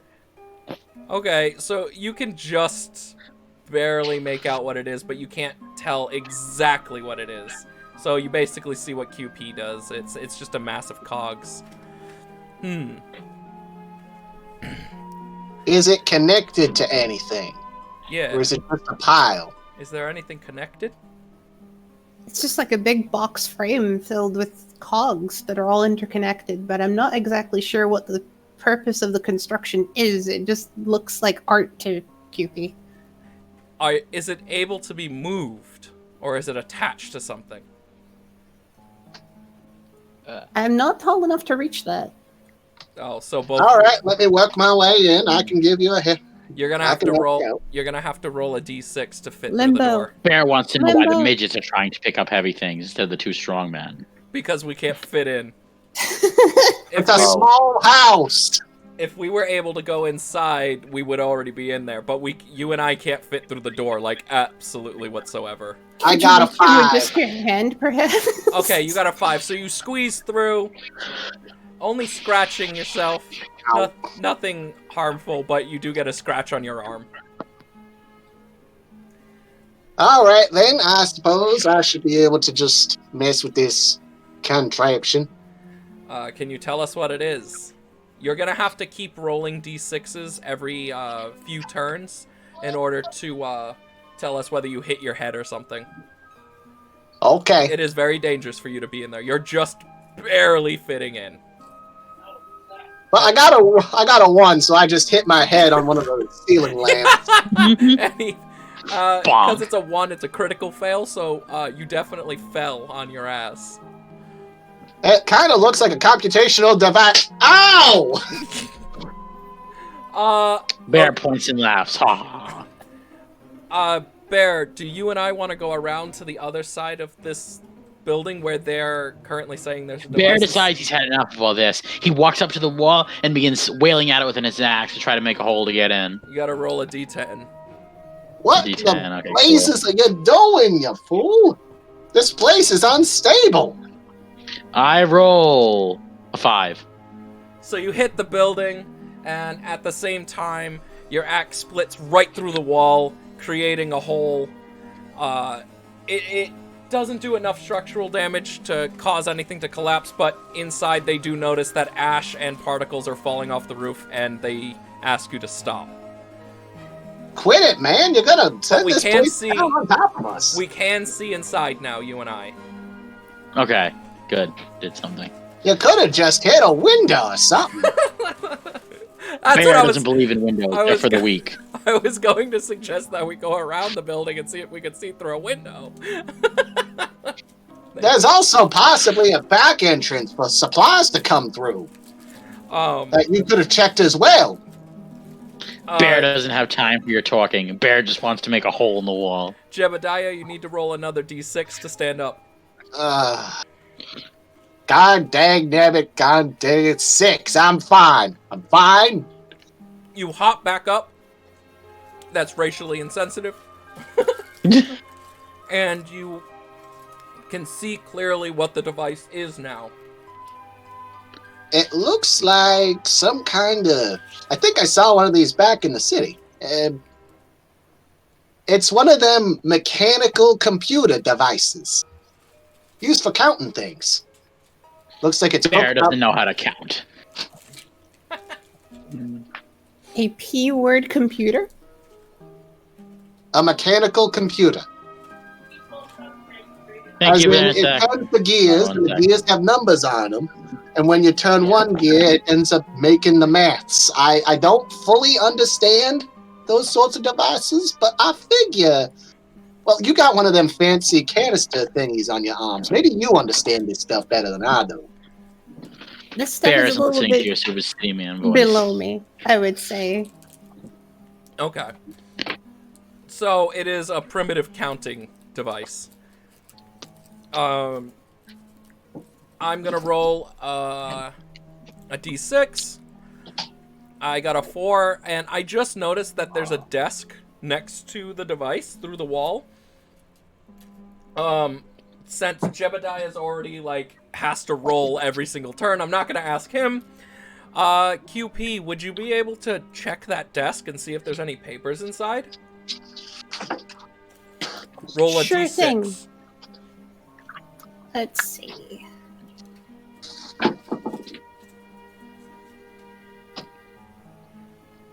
One. Okay, so you accidentally slam your hand into the desk. Okay. Causes no damage, but it does sting like a bitch. And the door is now, the lock to the drawer is now jammed. Ha, Bear finds your weakness funny. What's a bunny?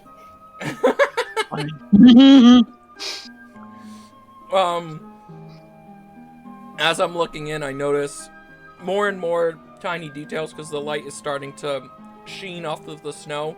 And I notice on the ground, there's a tiny little binder. It's not huge. It looks like it could maybe hold 4 to 5 pages. So not very big. But it is How much underneath the HP table. does Binder have? Huh? Bear thinks his binder is weak. Haggle, It's like it's a Is there monster or anything y'all something called a don't think is binder. weak? Haggle, can you roll a d6 and see if you can grab it? I got a 3. Okay, so everyone is just not doing very well.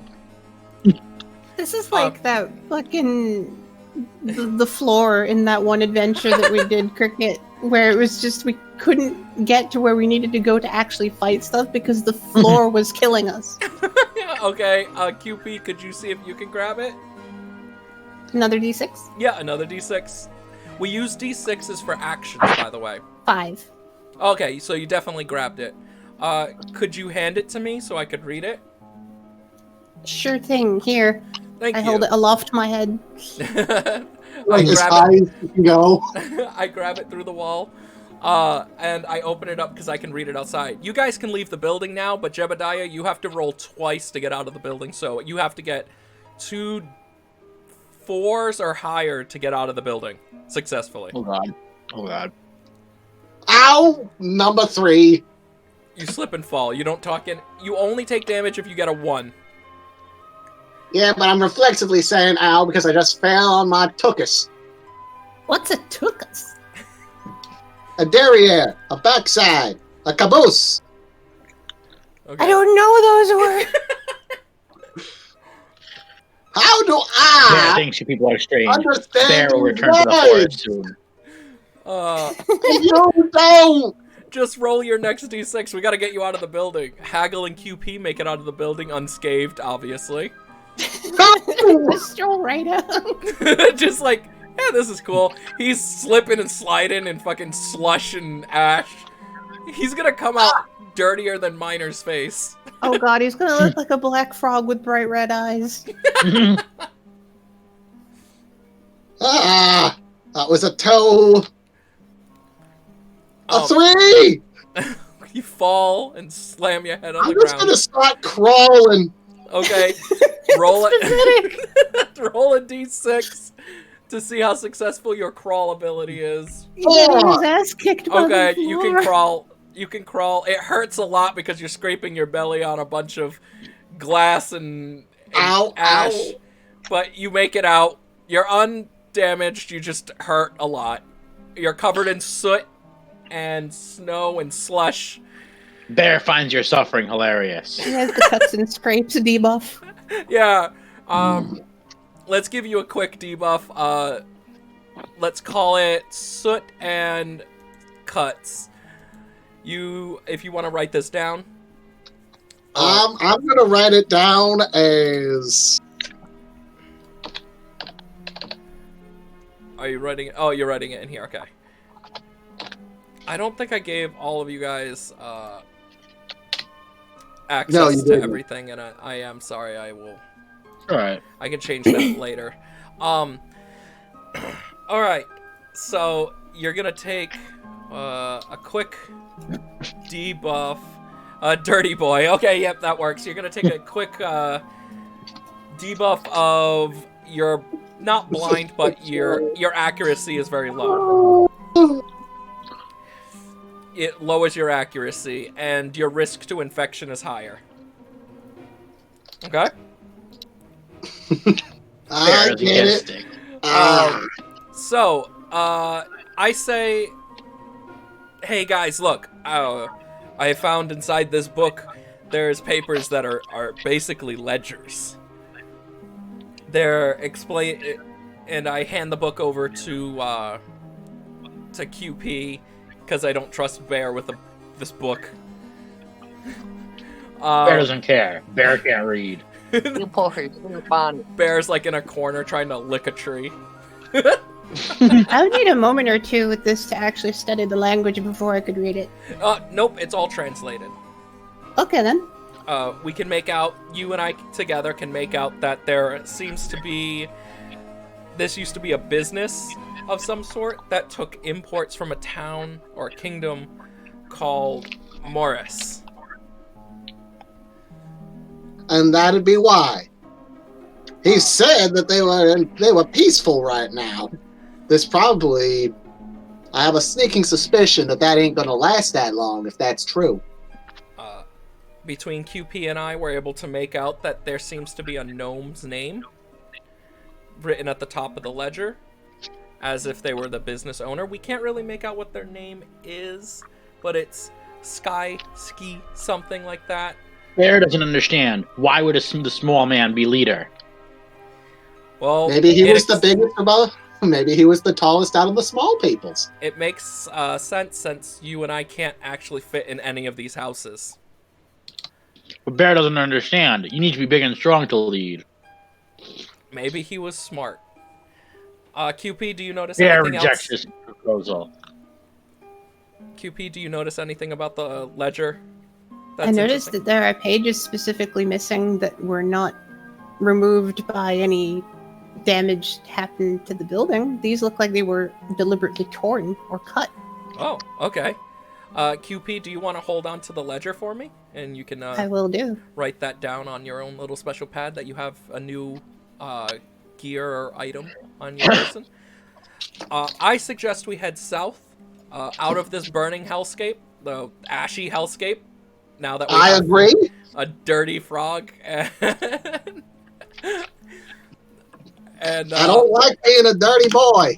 I suggest we head south and see what we can find. Where is south? That is a very good question. Can we even see the sky here? Like, can we see the sun to be able to figure it out? It is And very does that even snowy. work here? It is very snowy, but we're able to make out that there is a mountain to the north, and the patch of land where we came from previously was headed south. So we head basically in the same direction we were spawned in. In the distance, we notice a small man. He has a. Bear does not like this man. He is small, weak. He has about the stature of a human child. And Bear does not like children.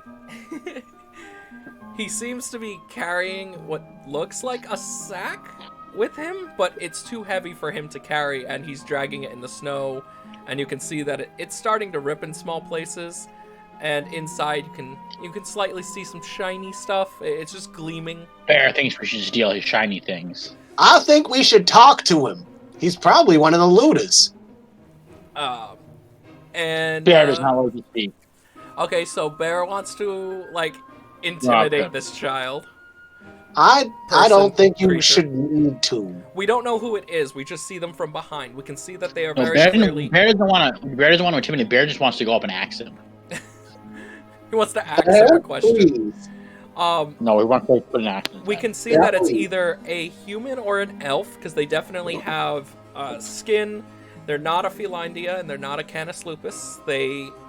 Implying that underneath fur, there's no skin. Yeah, and they're not a gnome because they're too tall. So, Cricket wants to go and talk to him. QP, what is your advice here?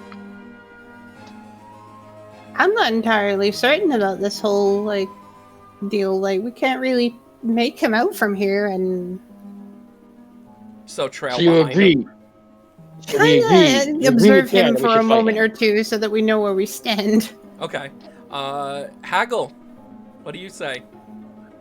I think I'm good, like, cause like how I'm skittish, so like I don't really want to go near him, Okay. cause he's scary. Okay. You I think I'm with QP on this. We stay back. We start to observe. QP, can you run your scanner? You can roll a D10. Okay.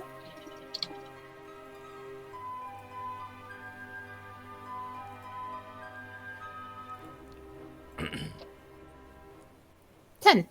10. You can tell everything about this child's or person or creature. You can tell us now. I can tell you everything. You can tell him it's everything. Now you have to. Now you have the Bear floor. wants to know his opinion on maple syrup. Now we know how they were born. Now we know. I think he loves maple syrup. Excellent. We should befriend him. But I also think that he is stealing from someone who already stole and is basically counter stealing. Okay, so they're not a bad guy, but they are stealing. Okay. It's like they're not taking back what was stolen from them. They're, Taking what was already stolen. Okay. yeah. Okay. I'd say that they're friendly enough for us to huddle alongside them. If that's the case. All right. I would say since QP ran your scanner, you probably would be able to talk to them the most because you would know them better than us. Hey, I'm an alien. How are you? In fact, I should let you know now. We didn't really get into that, but people aren't really freaked out about the Omniverse travelers. Honestly, in this case, I would say a child, if this is a child, probably would not be too terrified of QP. Okay. It's like they just see a rabbit. Like, What's a rabbit? well, there's already the giant fucking rabbit, so I'm pretty sure smaller rabbits exist here. Oh God. QP, you approach the child. You have to roll a d6, and you have to get higher than a 5. I have the higher So five. charisma. That may, Do if you I want to may, do it? I got a 5. Oh, well, that works. Then you can walk right up to the person and they turn around. And as they turn around, you notice this isn't a child. They have a full-grown beard. Like, one of the most masculine, magnificent beards you've ever seen in your life. Imagine a beard so shiny, so filled with life, that you can see this man's story from his beard. Some of it has gilded little clasps on them that are golden. Some of them have beads of silver. And he looks at you with confusion and asks, "What are you doing here?" Following you. "Why ye following me?" Because you're strange. "Well, I ain't the little bunny creature following What's a weird bunny? that thing." And he points towards a corpse of a 4-foot tall creature lying in the snow and covered in blood. With I am very different from that. I hope you understand. "Yes, but you do have the same ears. Don't worry, I won't attack you." are we allowed to get closer to this? "Yeah, you can get closer. It's dead. Killed that thing after the raiders came. That's why I'm here." Ah, Bear that's views what this little man happened. with respect. Okay. Bear thinks you're small but strong. You're halfway to being a decent person. Thanks for the compliment, you green Yeah, just take it. strong Just take guy. the compliment. I think y'all should follow me. I'm heading back to the town of Gino. That would make sense. I definitely need to go someplace where I can get cleaned up and. You look like you've been swimming around in soot. Yeah, he's not normally this color. Bear does not respect this frog. Bear has never showered and he's fine. Jebediah takes a step away from Bear. I thought you were huddled up against me. I am, but now I'm on the other side of whatever this line looks like right now. You're not getting any adverse effects from being dry, are you? It's We're not cold, you're gonna covered talk in about ash, there's no that. moisture in the air. No, they don't. That doesn't really affect you unless it's specifically pointed out. For the most part, we're protected by the Nexuses. Nexus to Nexus. Yeah, the Nexus is Catastrophic protection. debuffs are context sensitive, so that way Yes. they don't get in the way of us actually having fun on this Yes. adventure. Oh dear, context sensitive. That's very powerful. Yes, it is. So, like Now I you said, know why Elder Squidabloos are always after the place. I'm heading to the town of Gimmel. You can follow me. It's a small little town. Gibble. Gimmel, yes. That's almost like what my home language is called. Gibble. Well, we are going to be heading south and then a little bit east. It'll take us about 2.5 hours, roughly. Get ready for some hiking. Oh boy, I've Bear- never walked Bear so far hikes in my every life time he since I takes a climbed step. out of... never mind. After I can play us a nice tune while we go. After QP mentions that she has never walked so far, Flart picks her up and puts her on his shoulder, as well as Hamel. So this way they don't have to walk with their tiny legs. And Now, they're, I'm the and one they're who's nice. walking barefoot. And now they don't have to worry about having icy cold feet because they're on top of basically a furnace that won't burn them. It's just hot Ha enough ha. to keep you warm. Bear laughs at their weakness. Ha ha. Bear laughs at their sensitivity to cold. I'm gonna quickly hold on. Give me 1 second. I'm gonna quickly roll a d10. If only Bear knew. And boop, I get a 5 and a 3. Well, that didn't work, so the action never happened.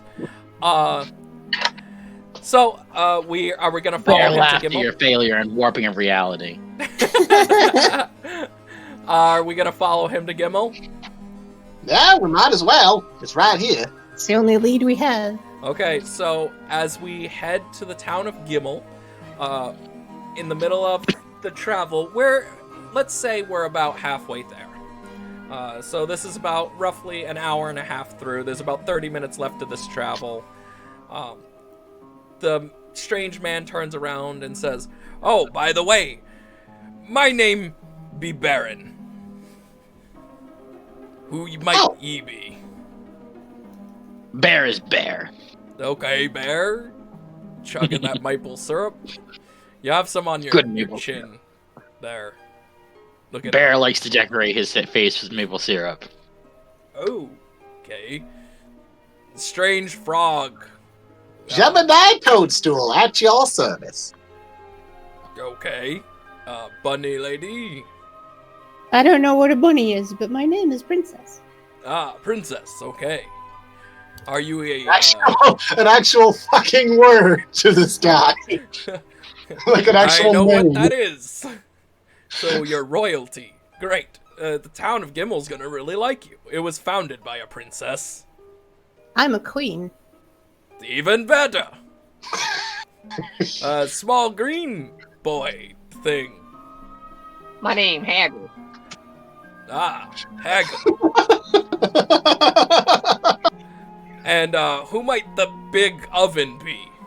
Oh, I am Flart. Cool. it's a Flart's a Hanna-Barbera character. Okay. Okay, cool. Flart. It is. Yes, Flart. Flart carry friends, and sometimes inconsistent with speech. It's like Red Bear Magnus from thinks speaking Disguise. is stupid anyway. Intelligence comes and goes. Baron shows you guys the landscape, which it's really nice. You see a lot of trees. You see an old, what looks like Norse boat just strewn about where there doesn't seem to be any water, so you don't know how it got there. Look, guys, non-burnt trees. Yes, non-burnt trees. Lovely. There's still snow, but it seems to be kind of thinning out in this area. Almost like people travel here quite often. A lot of activity. Yes, lots of activity. You hear in the distance cheers and jeers and people laughing and getting along and having a fun time. You can ask Gimmel, you can ask Baron about anything you want about the town of Gimmel now. I'll take any questions you have. Bear wants to know why this town has no maple syrup. This town indeed has a ton of maple syrup. We have a Bear. maplery. Bear is happy. We make maple syrup in part of this town. That's what all the trees are for. Excellent. Bear is happy. Bear wants to know. Bear wants to know what the exact quality grade of the maple syrup is in this town. Highest in the kingdom. Bear will withhold his judgment until he tastes some of it. As you Oh, you're gonna have to roll dice for the quality of the syrup. I kind of want you to do that with a D20 or something silly. What am I rolling? Oh No, I'm not sampling we're it not- yet. No, when we get there. Okay. As you look at the trees, you can see that there are spouts plugged into each of the trees, and they're dripping maple syrup, like raw, unfiltered maple syrup into buckets. Those to be trees are collected. bleeding. Yeah, it's the lifeblood of the forest. But we make sure to plant new ones every time we tap a new one. Bear wants to tap those trees. That sounds so wrong coming from me. I am going to ignore what he just said and ask another question. You mentioned that this town was started by a princess. You want to talk a bit more about that? The history of our town goes back hundreds of years. Gimmel was founded by a princess known as Princess Bear Paul. board. What? I said bear board. Bear board. Cool. We were founded by a princess named Paulina. She was a big player in the political game over in Morris. She left her kingdom because turmoil and struggle. So now our town exists in this weird area where we wanted to be a kingdom at one point, but chose to just be a town instead. We have a long history of relations with both of the major kingdoms, that being Morid and Cothlin. Ugh. Sorry, forgot for a second. Perfectly fine. And we trade to both. As I said, we're a major supplier of maple syrup, as well as other trade goods such as gold and silver because of the mine near the town. I was recently over there, that's why I'm carrying this heavy sack. As he mentions the heavy sack, Flart picks it up to hold it and responds with, "I will carry it for you." Just don't burn the sack. Bear thinks he shouldn't. Bear thinks he should help small man get gains by carrying the thing. Get. He's already carried it pretty far. It doesn't. I'd say that at this point, it would just be weakening his muscles and possibly even cause muscle atrophy if he ends up overexerting them. Bear does not think Small Frog is doctor. Not only that, what does Small Frog know about muscle? Small Frog is small and weak. Any which way, beyond your babbling. Yes, the princess founded our kingdom. She left the kingdom of Morris. You are one babbling. She left her Bear own... says, crossing his arms, sadly. Pouting. She founded this place to be a unison between all the races. So we have everyone here. We have a little bit of gnome, a little bit of human, some elf, Philindia, and Lupus. We're even known for being the first township to authorize Philindia and Coinus Lupus marriage. So there's a little bit of insight to Gimel. Cats and dogs living together. Elves and humans. Me, myself, I happen to be the offspring of a human and a gnome. Me mother was a great lady. She passed away, sadly, a few years ago. Sorry to hear about that, You are fine, sir, and I bet that she's very proud of you. The less I say about my parents, the better. Oh, Well, no. okay then. Princess, or Queen, rather, Your Majesty. We're almost, as we approach the township's gigantic, what do you call it? Arch. Brain. We see that it has a flag next to it of two bear heads facing the opposite direction, and underneath them we see a little thing that looks like a canister of maple syrup. I think The we new found maple Bear asked if he can Republic. sample. Bear would like to know if he may sample this maple syrup. You may have as much as you like, feller. Just go to the maplery and they will set you up good. Okay, so I'm tasting the maple syrup. What am I rolling for the quality? Oh, So you you're gotta go wait, there hold on, first. but that means you have to leave the party, and when it gets to your time to tell the story, you're gonna tell us what happened. Is that what you want to do? All right, I'm gonna wait a little. Okay. I'm gonna wait a little bit. Yeah, we'll get to you Till we eventually. get to the maplery. I happen to be the proprietor, well, friends with the proprietor of a inn in town. If you people need a place to sleep for the night, That'd be Bear will sleep in lovely. none. Bear will sleep. Bear will gladly take bed. I was gonna say Bear will sleep in woods. Yeah, Bear It's will been a sleep. while since I've slept. I forgot what dreams were like. Bear will gladly sleep in bed because woods are very fucking cold. As you approach the town, we get to the center. So we actually can put that up on the stream. There we go. Cricket made that for me. We notice that there's a bunch of houses with red roofs and there's snow everywhere. People are in the middle of town celebrating and having fun. They're eating and drinking. Some are having a little brawl over in the corner, but it seems to be fun and not like fighting for the sense of fighting, but they're having fun. Others are like, you see kids in the street holding streamers, running around. I'm friendly here. Candy is being served by a gigantic pine tree in the middle of town. Everything from chocolates to baked goods is being handed out for free. Okay, I need to clarify here. Is the tree itself serving candy, or is it being served by somebody who's standing next to the tree? By people underneath the tree. Okay. So we're not at Craggle Wood situation yet. Also, if I didn't know for certain that was snow, I would be like, wow, that is like some scary mold you got there. Oh. So I actually tried to do a color Bear swap. wants to go Christmas caroling. And it just did not look right. Okay, Bear wants to know, where are their Christmas carolers? Do you have Christmas carols on your world? As Bear looks upon the village, he notices that there happens to be singers going from door to door, singing their tunes of holiday cheer. They welcome him to join him if he likes. Bear accepts this offer and begins to sing heartily. Okay. Oh, I'd like to join too.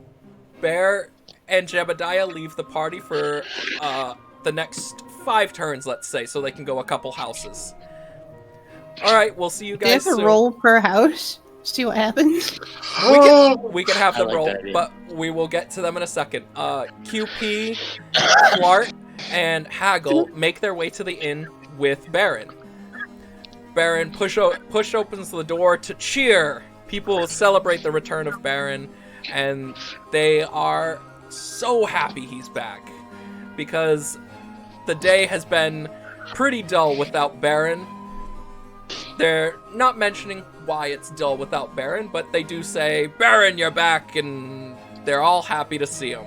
A Felindia woman comes up to him and gives him a hug and says, we're so glad you're back, Baron. She looks down at us, up at me, holding you And two. very down to me. Well, I still have you guys on my shoulder. Ah, well, that'll work. I set you two down, and she asks, who might you be? And Baron tells them, friends that he met on his travels. He was wondering if he could help get them a couple of rooms for the night. She mentions, regrettably, they only have 2 rooms left, and there seems to be 3 or more here, and one of them is quite large.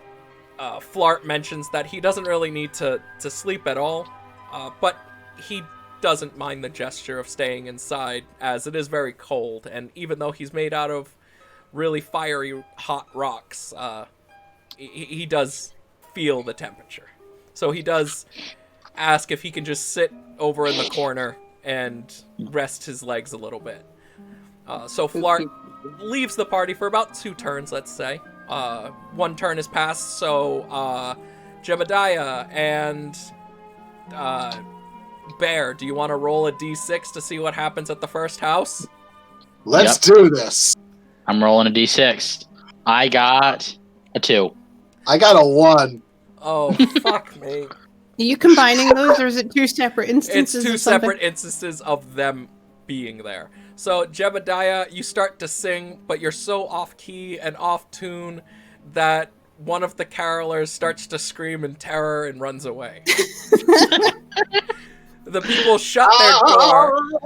People shut their door, and in response, Bear is so angry he punches a hole through the door and starts singing through the hole in the wall, a hole through the door, because he will not be refused they will not refuse his charitable singing.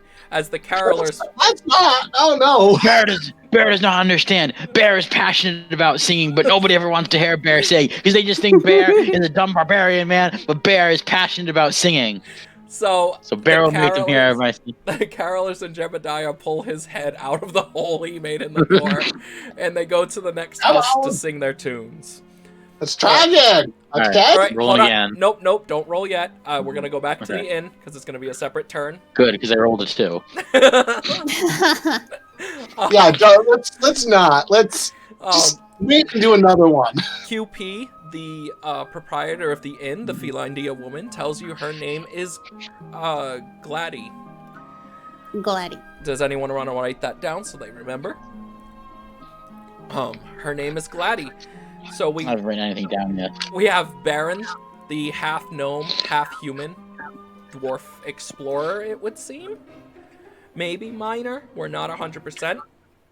She introduced herself as Gladdy. And she says she would gladly house your friends. But like she said, she only does have 2 rooms left, and there's not many cots or beds left in there. So Flart has already taken the idea that he's going to be sleeping in the main hall of this this inn instead of sleeping in an actual room. But you and Haggle will fit perfectly fine even in one bed without even touching each other. These beds are really big. So big that even Bear can lay down on them without it being an issue. However, they're too big for they're too small for me. I'm just slightly bigger.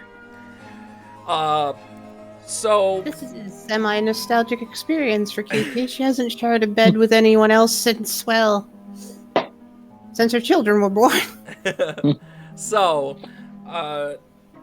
Gladdy asks you, how many are in your party?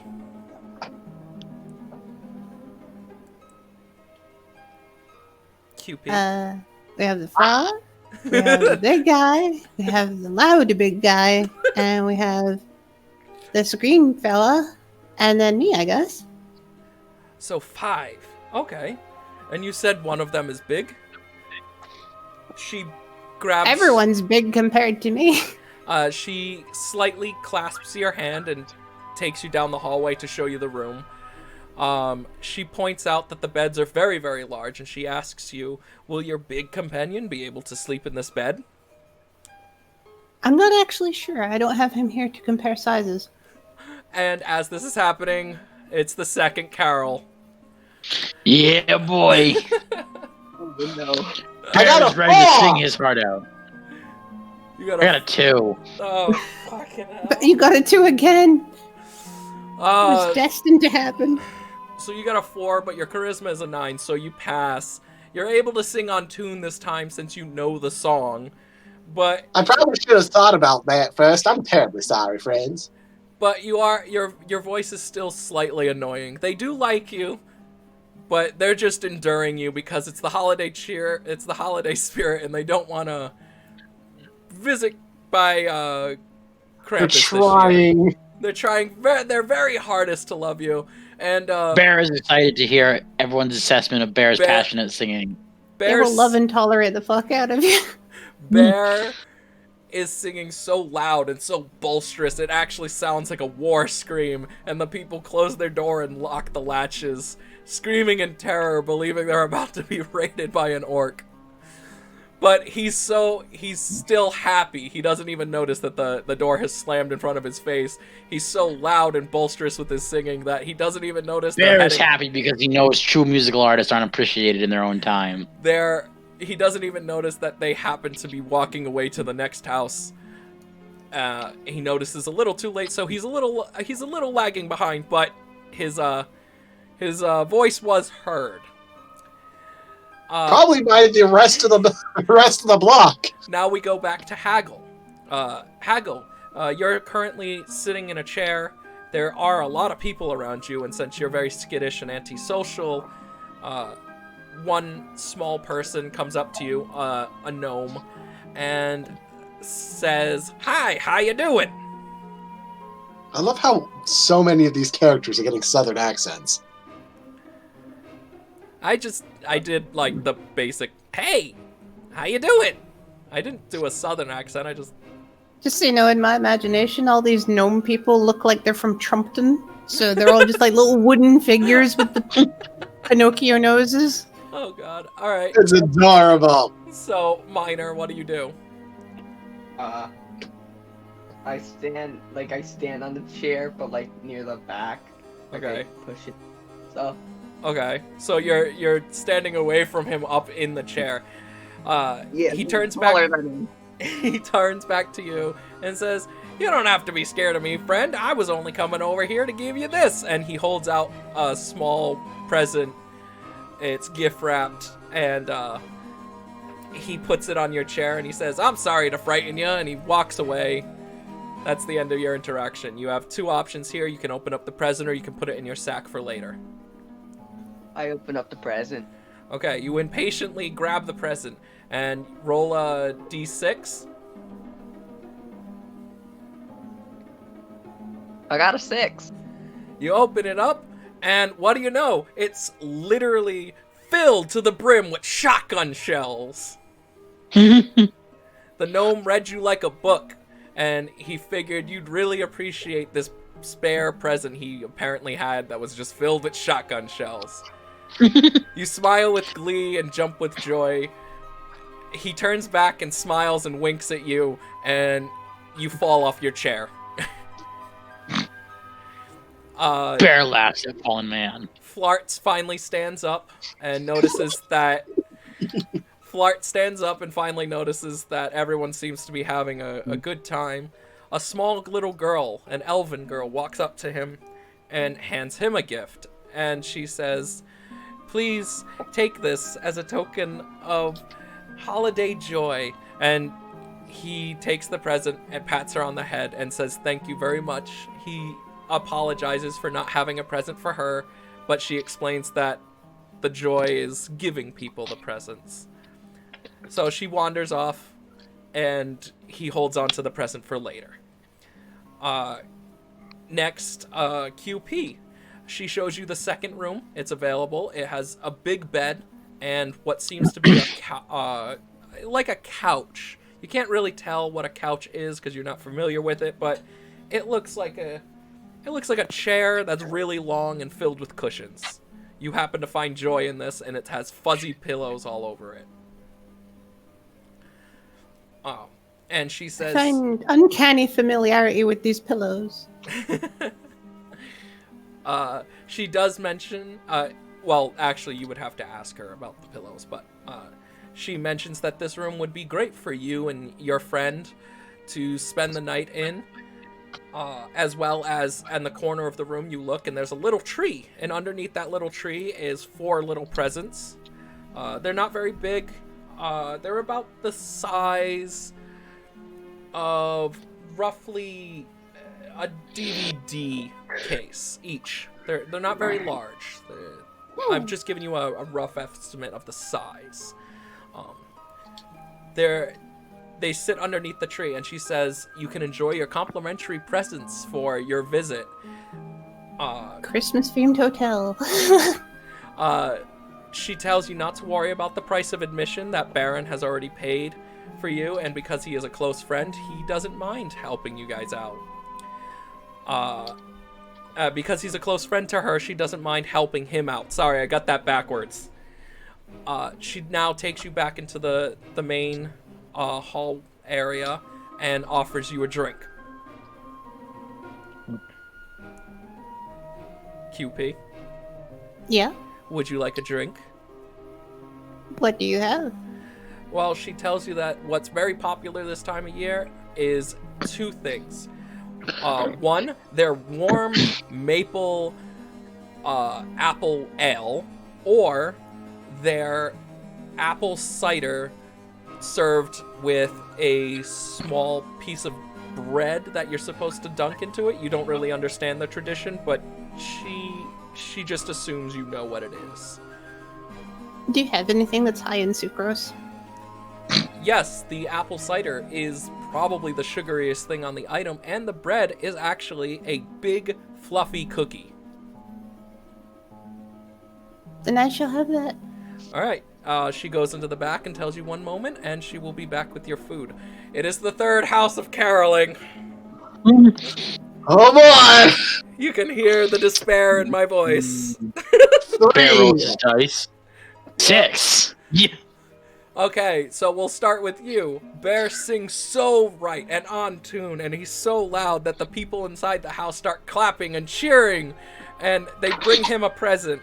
It's a slightly big one, this one. It's It's about the size of a 2-foot box. It's really big. It's a big ass present. And they tell him thank you for making their holiday. And they want to give him this as a sign of their appreciation. They hand out little chocolates to everyone. What did you roll again, Jebediah? I got 6. No, Jebediah. a 3.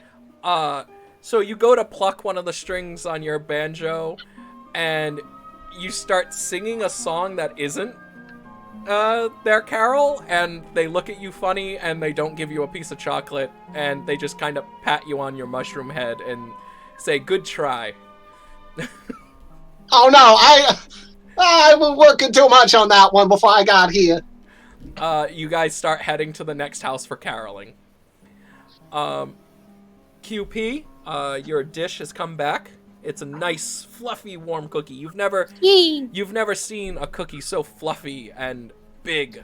And this pint of warm, sugary, spiced cider, and she slides a small dish on the side that has sugar cubes because you asked for the most amount of sucrose, and she figured you really like sugar, so she gave you a little slide of sugar cubes to put inside your cider. She just didn't want to. I very much appreciate that. And she says, would your friend back there want any? And as you look behind you, you see Haggle upside down with his legs stuck in the back of a chair, holding a box of shotgun shells, trying to not let go of the box, but at the same time kick a chair off his leg.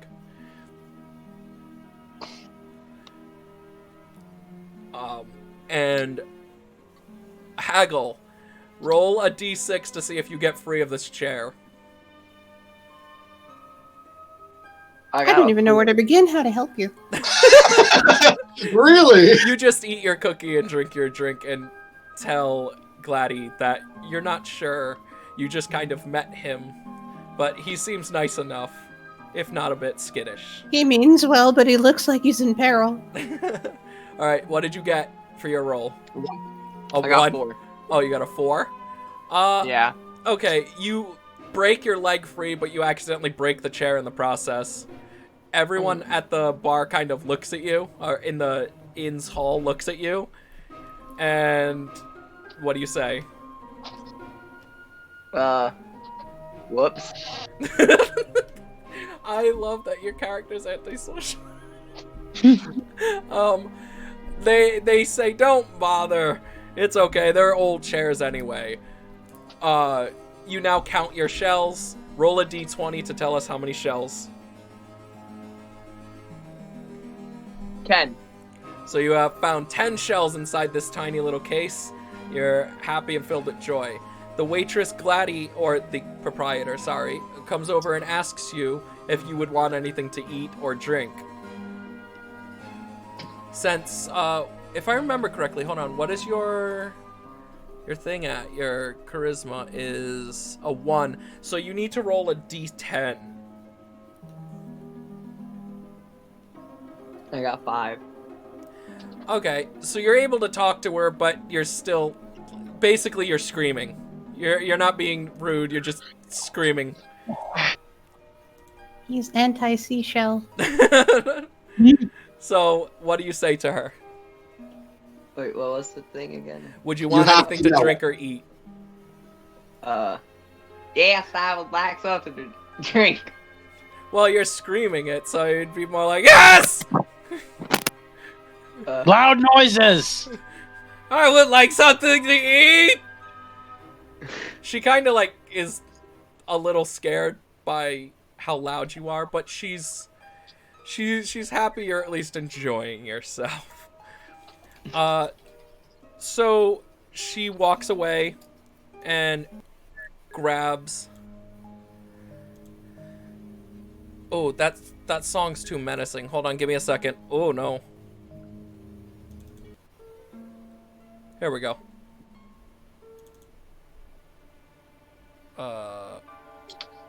Yeah, that's too menacing. Ooh, there we go. Okay, sorry about that. The music had to be on point. I'm sorry. So she goes back into the kitchen. Flart fiddles around with the present a little bit and puts it down on the ground and just kind of sits and relaxes. Next caroling session. So there's 2 more left. Well, 1 more after this. Roll a Okay. On a d6. D6. Hot of the I dice. just Come rolled. on, baby. I rolled a 1. Jebediah needs a new 3-string banjo. I got a 5. Okay, so we'll start with you. Jebediah starts plucking at his banjo again, and this time he's actually keeping the tune along with the carolers. They don't want him singing right now, but he's kind of picking up on that. He realizes that he's mostly there for the theme of this. He's plucking his banjo, they're singing the song, and they're having a fun time. Meanwhile, Bear is trying to carry his present as well as trying to sing, but he doesn't realize that he's singing is distracting him from carrying, so he falls, and the present just collapses on the ground. Is that what it sounded like? I guess that's what it sounded like now. He falls. Crunch. He doesn't break the present. It's sturdily wrapped and sturdily stored, so it's just there. It's just kind of embarrassing, and Bear has never felt embarrassment like this, so he doesn't know how to react, so he just screams. He's like stone-faced with secondhand embarrassment. Yeah, he just Bear screams. does not know the emotion of embarrassment. What is this? He just screams loudly something along the lines of, "Stop looking at me!" But he's still doing it with a merry tune. Stop looking at me. Stop looking at me. Jebediah, your banjo plucking was so rhythmic and on tune this time that the carolers turn around and give you a small present out of their pockets, each one. So there's 4 of them, and you get 4 little containers. They're about they're a little bigger than ring boxes, a little bigger than that, and they all give you 1 each. And you're on to the next house. The last I'm house. so happy. This is the first time someone's ever complimented my music. QP. I tried, but it'd probably make icicles on my face. QP, you're approached by what looks to be a young boy, but you can't tell. They're a Canis lupus. They're a dog, obviously. They approach you. You can't really tell whether it's a boy or a girl. Their hair is disorienting. It's long in spots, short in other. And they tell you that you're very pretty and you have beautiful fur. And they give you a present in a box that's no bigger than the palm of his hand. This is still probably pretty big for her. Yes, it is. It's big Thank for him. you. He's big for him too. He has a big paw. Imagine a husky with a bipedal husky. They say thank you, and you continue stuffing your face with this giant fluffy cookie and your cider, and you put the present beside you. On to Haggle. After the debacle that just happened, the gnome comes back and pats you on the shoulder. What do you do? I freak out at first. Okay, so Realize who it is. you what? I said I freak out at first, and then I realize who it is. Oh, okay. He tells you not to worry. Strange things happen to small people anyway in this town. He's just glad to meet another person around his size. And he tells you have a happy holidays, and he waddles off again just as Gladdy comes back with a sandwich that looks like it looks kind of like pork. You can't really tell because she's so much taller than you, but she places it on the table and tells you it's yours free of charge. Oh god, it's human flesh, isn't it? No, Oh my god! no, it's not human. No, I thought that's what you were going for. No, it just kind of looks like pork. You Yeah. can't really tell because he's so What? short. I get it. You're expecting this place to become some horrifying nightmare zone. But there's already scary shit that's in the works. There is. it doesn't just need to immediately fall back on soiling green here. So you start to eat your sandwich as we go back to the last caroling house. Oh yeah, boys, let's roll. This is what I play the game for. Come on. 4. 5! Oh, thank Christ. I was expecting trouble. I was expecting snake eyes. You both do a decent job. It's not the best performance, but the family seems to enjoy it. What seems to be the grandfather comes out and shakes Bear's hand with a mighty grasp, like a working man's strong hand. man. And this man seems to be like 80 plus years old. He's old, but he is a strong boy. As well, You're doing well out there, lad.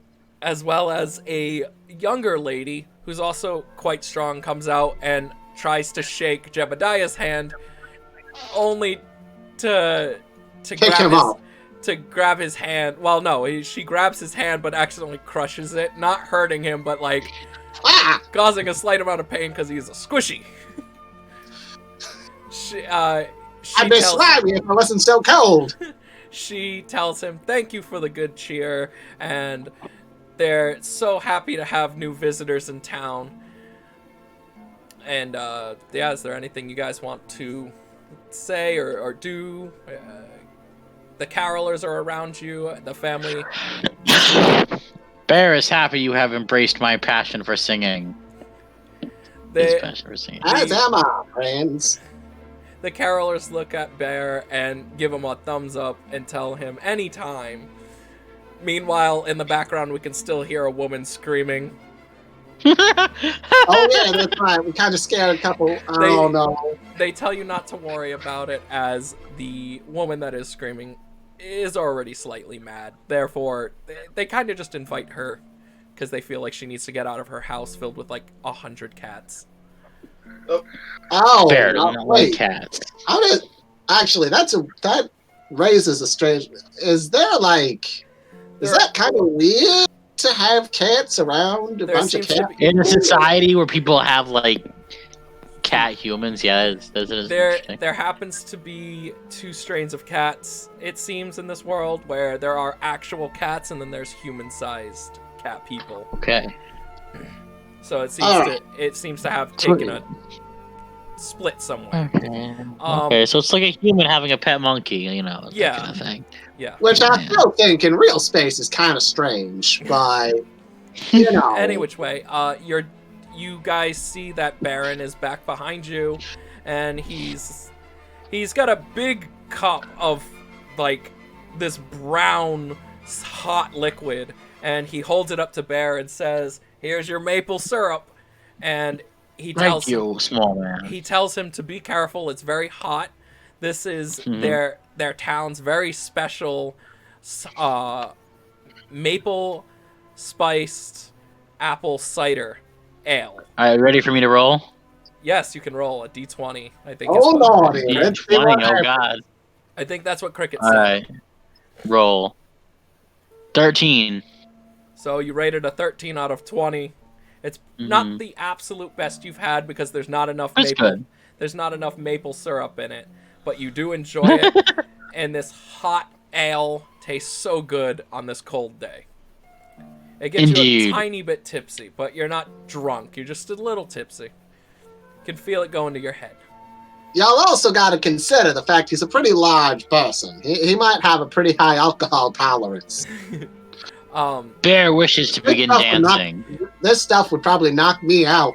Baron turns towards Jebediah and hands him 2 what look like giant mittens, and tells him he can wear them on his feet so he doesn't have to get cuts on his feet because of the cold.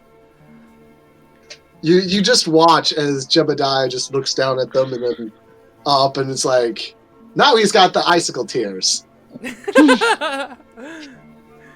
And he says, "Come with him. He's gonna show you to Gladys Inn," and yeah. So I'm gonna stop telling the story here. this is where my part of the story ends, and I can continue. Let everyone roll a d10. Roll All D10. right. 10. And don't tell me I yet. Don't tell me. roll. Don't tell me Oh. yet. Just let everyone roll and let me know when everyone's rolled. Just say done. I've rolled. Done. Done. Done. Done. Okay. So, what are your numbers in order, Cricket? I got a 7. Okay, a 7. Kaz? I got a 10. Okay, did anyone else get a 10? I got a 7. I Okay. got 4. Okay, We so are the team. Kaz, you get to go Mhm. first as storyteller. Okay. Koza, you need to re-roll as well as Cricket. Minor, you said you got a 4?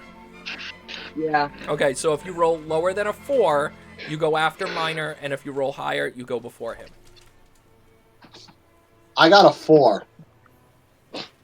Re-roll. He already has I got the a 4. rock. I got a 9.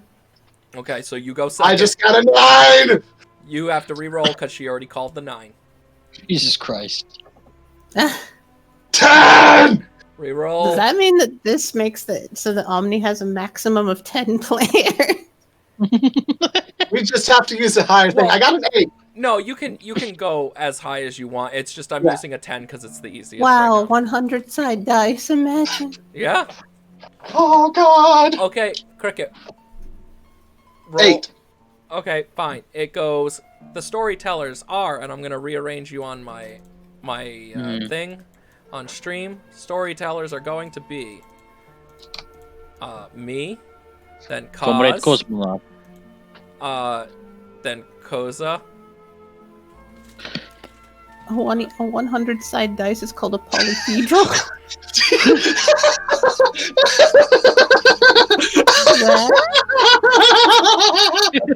What did I miss? No wonder why she's at the bottom. Yeah, that's why she's at the bottom. Why is this so funny to you, Cricket? It's like, It's Koza. It's because of this. I'll be back in a second. Oh my God. If you look on Uh, stream, you get to No. see it. Yeah, it's because your thing. Any which way, that's how our stories are going to be told.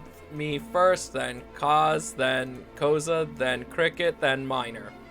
Because everyone it's my else is turn. I'm in charge ahead, of but the I'm a story now, full-bodied thing. Yeah. Let's do this real quick. Increase minor size. Wrong way! Wrong way! Wrong way! Okay, there we go. Minor now looks like he has bread on his head. All right. Now we're all looking at Kaz because he's the storyteller. Indeed. Okay. So right now we're at the end. We're all just vibing at the end. Yep, Gladdy can offer anyone in the inn anything to drink because, remember, Baron has already paid our tab.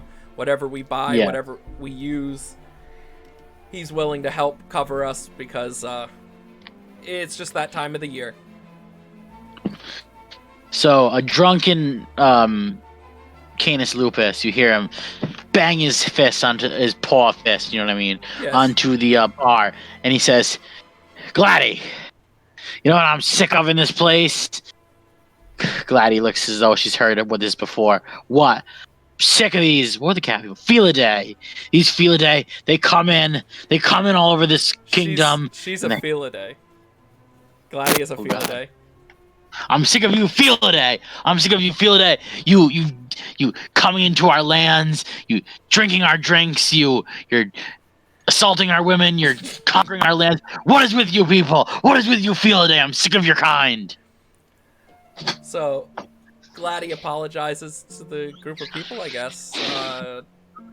and tells everyone that he's unfortunately a regular. Yeah, and you know what I think? I think in the other kingdom, they're starting to make war on the field of day. I think they have it right.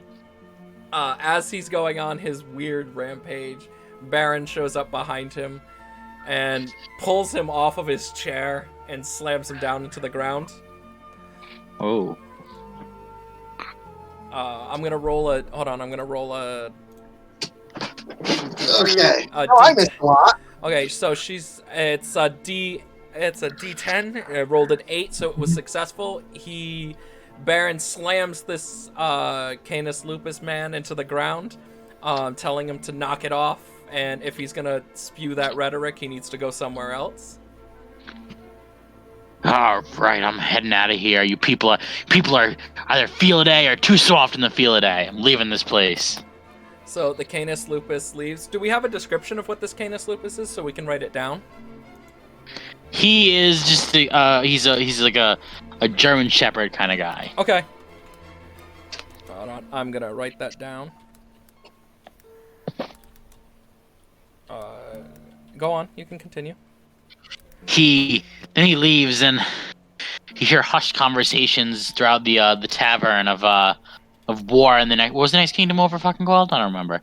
There's two kingdoms. There's Morid, and there's the Human Elf Society, which is Kothan. I will be right back. Okay. So, and you hear whispered conversations about the military buildup going on in Kothian or whatever, and how they're planning to do something possibly horrible to the field of day. How the field of day are becoming increasingly discriminated against in that society. Morid, I'm sorry. Yep, that's okay. And you're hearing about how Kothan is possibly planning some kind of military intervention because of the increased crimes being committed against the field of day. Okay, so the elves and humans are gonna try and intervene on something that's gonna happen between the dogs and cats. Yeah. Okay.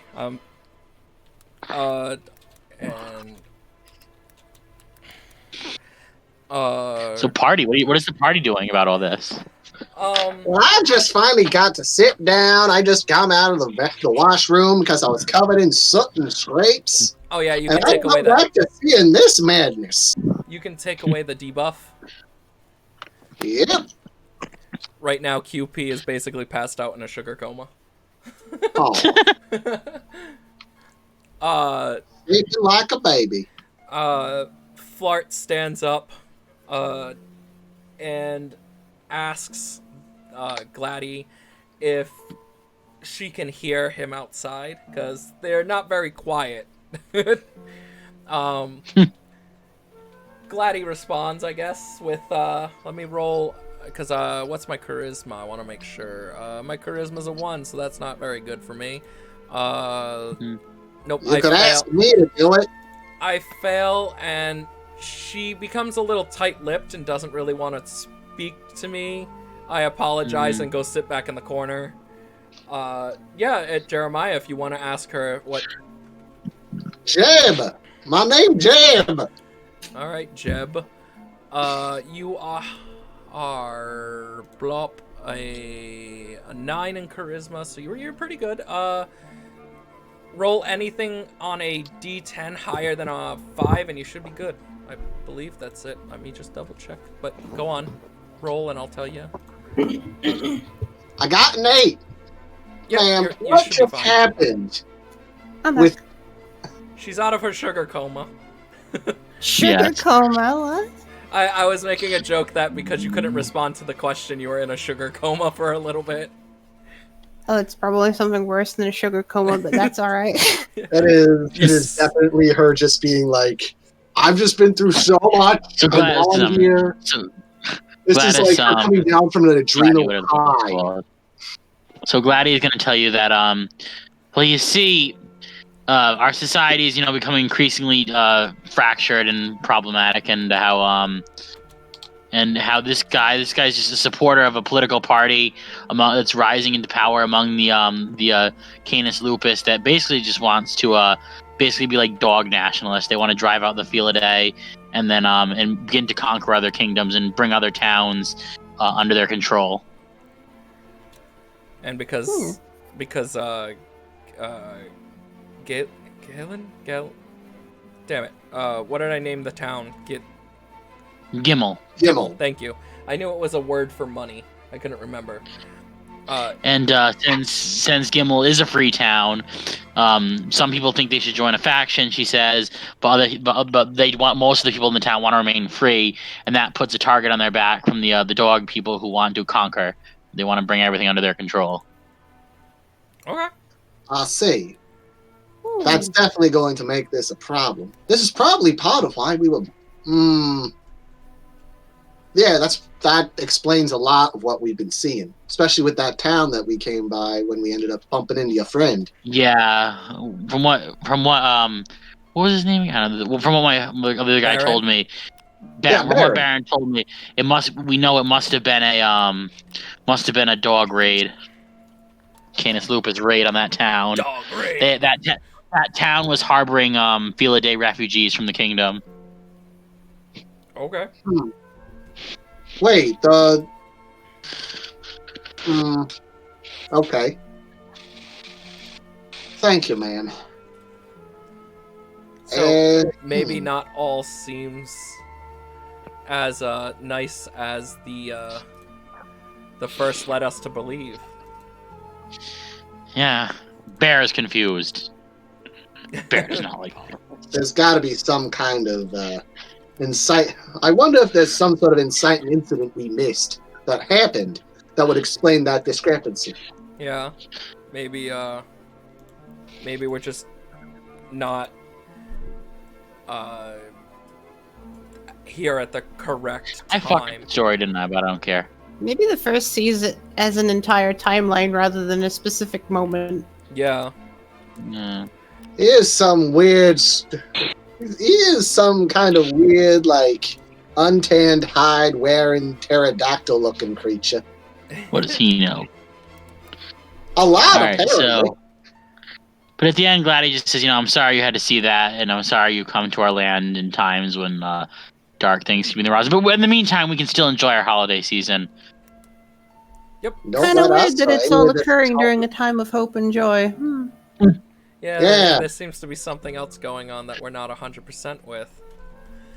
Which is interesting. That's a plot point we can The touch on as we intrigue keep going. grows. The intrigue grows. I just realized our bard has basically no health. I'm going through and I'm fixing Yeah. everyone's health. Oh god. Oh god. I'm just Yeah, glad I that just QP think managed under to the get some railway. sugar into her body. Utopians are like reverse diabetics. If they don't eat sugar, they basically die. Well, And on that note, yep. you start to what am I gonna say? What should I do next? You could- So Just a reminder again, you can hand the story over to anyone at any point. mhm. You don't need to continue telling the story as hardcore as I went. You can literally start Yeah. at any point. Okay? Yeah, okay, I know. I'll pass the next story. Let's see what goes next. Let's see what they do with it. Kazora, you are next. You can start telling. Where are we and what were we doing? Because I had to go deal with something in the house.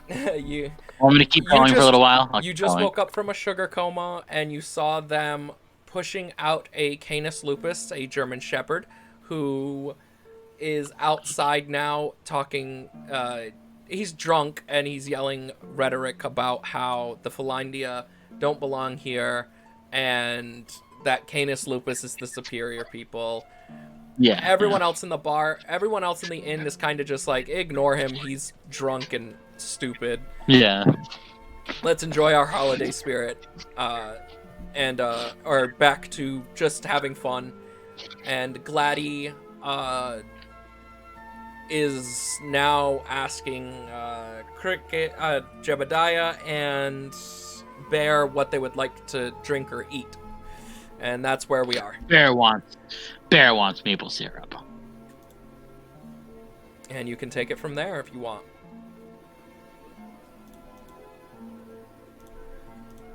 Me? Yep.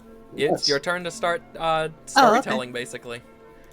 Well, I want to run over and what's the situation with Haggle? He's eating a sandwich that's like 3/4 his size. It's like Is Of there a course way they're like gonna I give could the little ones a Dagwood. inform him of like I have concern about the sudden escalation from this very merry atmosphere that suddenly went south really quickly in one spiky direction. So it's like that is a red flag. Yeah, but everyone's kind of, like I said, they're all back to normal. They're all enjoying drinking and singing and passing out I want to make gifts. sure at least one of us, other than me, is Okay. Yep. slightly alerted. Then you just have a conversation with Minor. We should probably all move to the same table so we can talk about this. Well, if you want to move to the table, I'm near the table. Flart is against the wall, just kind of sitting there. Oh, and I don't need much, but I probably need something to drink. It's just, what did he give him? Apparently the best thing? The best maple syrup? I forgot what it was called. It is a maple spiced hot apple cider ale. I just need something to warm me up, so that sounds lovely. It is alcoholic, so she's gonna give you a smaller cup than they gave everyone You sure else. you're not part chameleon? You've changed color so many times during this adventure. First you turned black, now you're turning blue. She gives you a nice warm cup. It's about the size of a teacup, which is a lot smaller than everyone else's. Thank you, darling. But you did say you were a lightweight, basically, and Baron informed her. You guys can make your way to the table or whatever. Alright. But first, before you guys make your way to the table, QP, you had a question for Hummel. Haggle. Blah. Normie, I'm an idiot. Say, hey, did you hear all of that? Yeah. What'd you think? I have a feeling that we might be getting a bit of a spike, a red flag, so to speak. Maybe. Because the rest of the situation's been pretty jolly and merry up to this point, and then suddenly someone with very negative opinions and a very high level of such comes out of nowhere. I was like, I don't know, that's just very alerty to me. I don't know how you feel, it's just where I come from. That's like a poise for concern. It's also, I don't know much I because I know my trees. was gonna say he's a freaking antisocial thing, so he's like I imagine him being curled up in the corner holding his sandwich looking at you with his like gigantic eyes, just like yep. No, Agree. I'm in the corner, sitting with my shotgun shells, eating this. Yeah, we know. Utopians talk very quickly, so it's like... It's like he's on drugs. He is. Frank, Me. anybody who would wake up to this situation would think that they are just on something incredible. Oh man. But yeah, Jedediah comes over and is joining in, basically listening in on this. Bear, you're given another pint of their spiked ale. Their spiced ale, not spiked. Oh god, it's very different. Yes, it's a very different scenario. Their spiced ale. This one with more maple syrup in it. Literal spiked ale has a hedgehog in it. And you can make your way to the table, and she says, Gladdy says she'll bring you a sandwich shortly. They just need to reheat up the oven. So you can make your way to the table, and you can take it from there, Kosa. So we're all at the table. Yep, we're all at the table now. Except for me, I'm against the wall, but I'm still within earshot. I don't want to really kick up a storm about this, but I just told Haggle, and I'm trying to tell you guys that I think this situation is a little bit strange because it was immediately negative out of nowhere, and I get really anxious about stuff like that because where I come from, stuff like that is not to be taken lightly. But that might be completely different on this planet. She just kind of goes on like a speed rant. He's kind of Bear Jebediah thinks just more goes rabbit is pat her on the back. It's like, I get it. Don't worry. Yeah, this does sound pretty bad, and this is probably what that bird-looking fella, toucan-faced fella, sent us to deal with. The first is a toucan. Well, don't pterodactyls have like the head thing coming off the back? I just instantly thought of him as Toucan Sam in cosplay. He's a toucan in like a human suit. It's his human sona. Ah!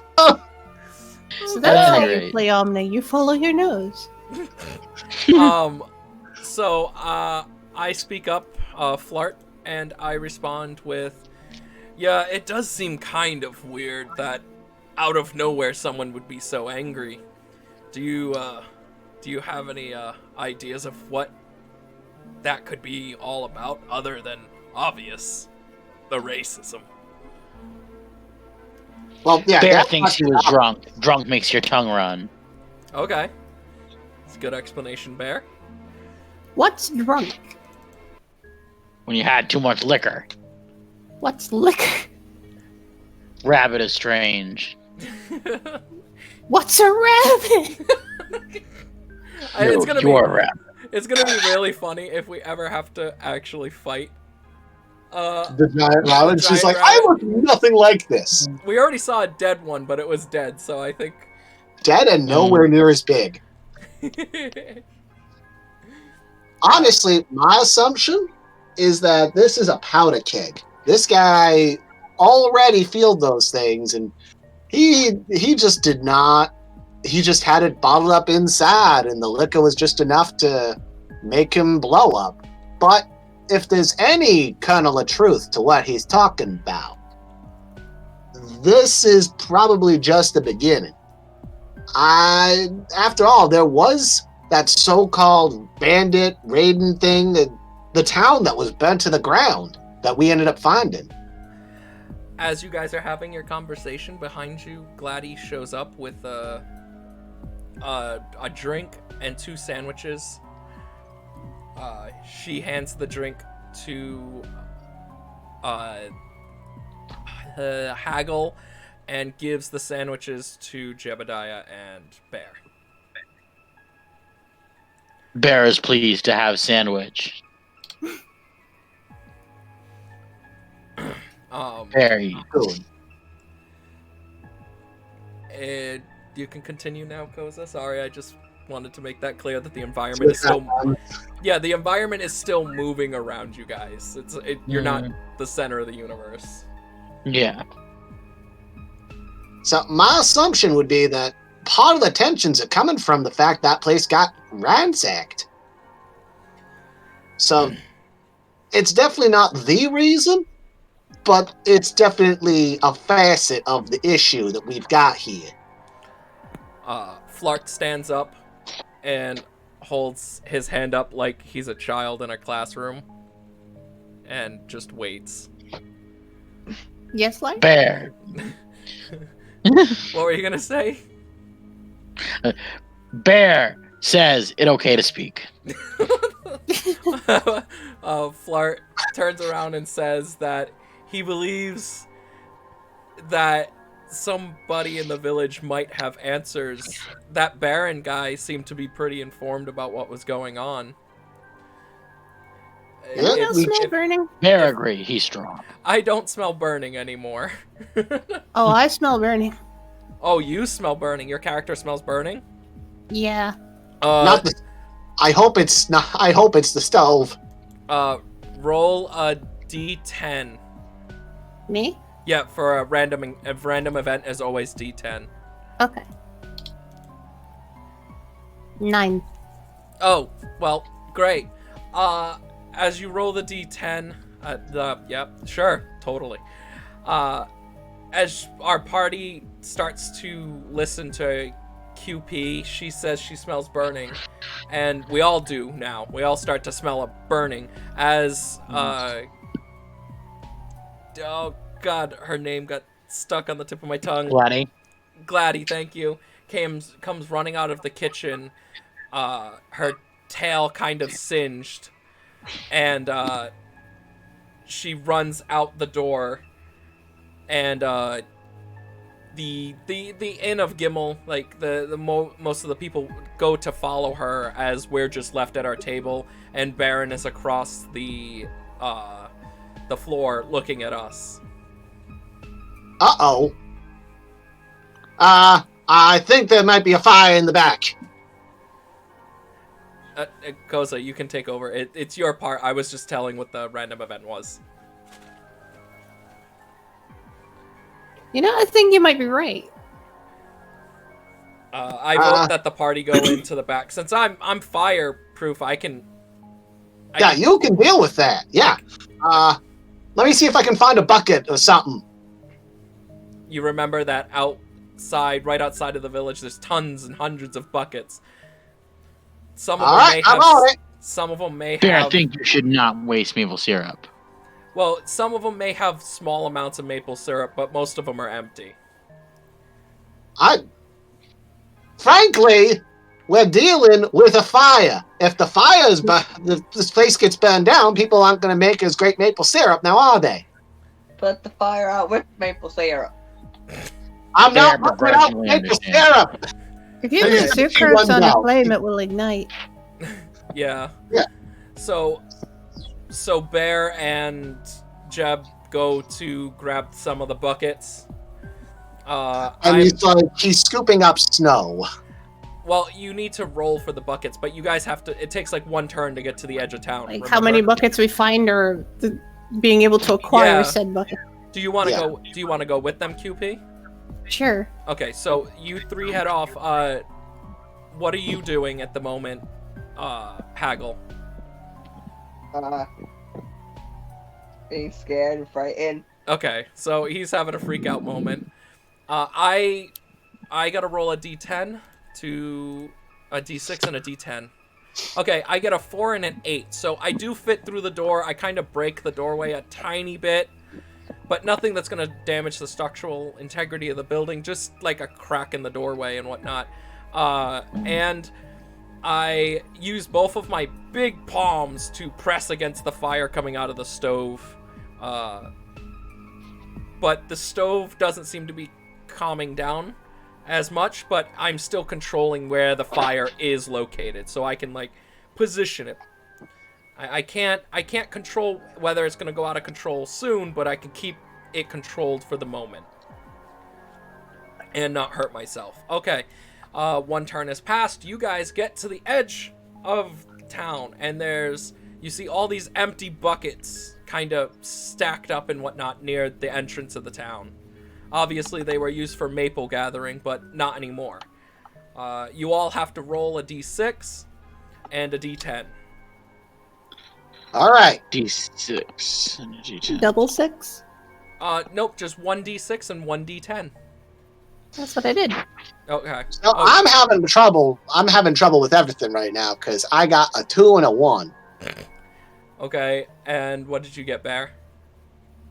I got a 2 for the D6, and on the D10 I got a 9. Okay, so the D6 is going to be the amount of buckets you find. So you said you got double 6? Okay, so you find 6 buckets, and they're not the cleanest, but they're not sticky. So you grab all 6 and you start scooping snow and spare water, I guess, that you find on your way back to the tavern. You're heading back now. Cricket, what did you get? A 2 and a 1? Yep. Okay, you find 2 buckets, but they're extremely sticky, and as you go to grab them, you get your hand stuck in one, and you get your other hand stuck in the other. Confound it! He's just gonna go in and he's gonna try and scoop up the snow. You're out fumbling around with 2 sticky buckets stuck to your hands. And Bear, what did you get? One sec. I got a 2 for the D6 and then a 9 for the D10. Okay, so you find 2 perfectly pristine buckets. one already has water in it, and the other it has really ice cold water in it, like they were already washing it or something. And the other one is very, very clean, like it was dried out. And you can head back, scooping up snow in the other one and holding the water-filled one in the other hand. As we pass one turn, I press my palms against the fire. I'm gonna roll again. I press my palms against the fire, but unfortunately, part of the fire spurts out to the side and starts catching one of the cabinets on fire. I rolled a 2 as my 6, so I start freaking out because I don't know how to stop this. I don't have control over fire. I just can resist it really well. I just keep my hands pressed against the fire. It kind of looks like if you've ever put your finger on the end of a hose and it spurts out one side really fast. It's kind of how it looks at one side. But I'm having a freak out moment and I don't know how to handle this. Just as that ends, Jeb, you need to do one more roll. You need to do 2 6s. Okay. 6 6. Oh wow! And then roll a d10 for your random. 6 6 and That's a 6. you got 6 6 6. Yeah. Fuck. Oh no. Fucking hell. Any which way, your fumbling around has made both of the very sticky buckets fall off of your hand, and what did you get? Another 6. But as you do that, you accidentally fling one and you hit a lady in the head. The screaming lady you scared earlier. Can it fall on her head so it's just like a helmet? I guess. It is extremely sticky, though. You'd have to roll another d10 for that, because that's a random event. Fuck it. Bucket. Fucking in a bucket. 7. It lands on her hair, not her head, but she has a very big hairdo, and it's now She's a beehive haircut. Yeah, she has a beehive haircut. Very festive. She has little knobs hanging out of it and whatnot, and garland. And you have to sit there and feel guilty while the town looks at you and your sticky palms. Ah! Just Oh, as your no. Tragic. just as your pathetic excuse as a turn ends, we get back to Bear and QP, who make it back to the restaurant in time, and they see that I have accidentally caught the thing on fire. I move out of the kitchen. Hold on, I gotta roll again. I accidentally fall and block the hallway because I rolled a 1. You guys can't get into the kitchen this way. I'm blocking the doorway, and the fire is starting to spread to a small other part of the kitchen. What are your actions? I'm blocking the doorway, by the way, like almost 100%, because it's a 1. There is another way into the kitchen. Yeah, check the back door. Well, there's a window. A QP. Roll a d10 real quick. Okie dokie. 2. Okay. You remember that the room she showed you has a window. And that window happens to look out past where the back of the kitchen would be. Do you want to do anything with this information? Is Bear tall enough to actually see in? No, I'm completely covering the doorway. Like, I'm almost lodged perfectly into the doorway. But could he see through said window? You'd have to take him to the hallway. Because you're not in the hallway, you're right in front of where the kitchen in the tavern is. Am I able to get to the hallway? Yes, you can. The hallway is clear. So, I'm going to propose that I give you the buckets that I'm holding, and you're going to throw them through said window. Okay. And hope to God that the splashback actually hits some fire. Is that a plan that's okay with you, Bear? That is okay with Bear. Okay, so this is gonna get ridiculous. We have to roll a d10 8 times. Bear strong, haggle believe. Alright, so you go to throw the first bucket, roll a d10.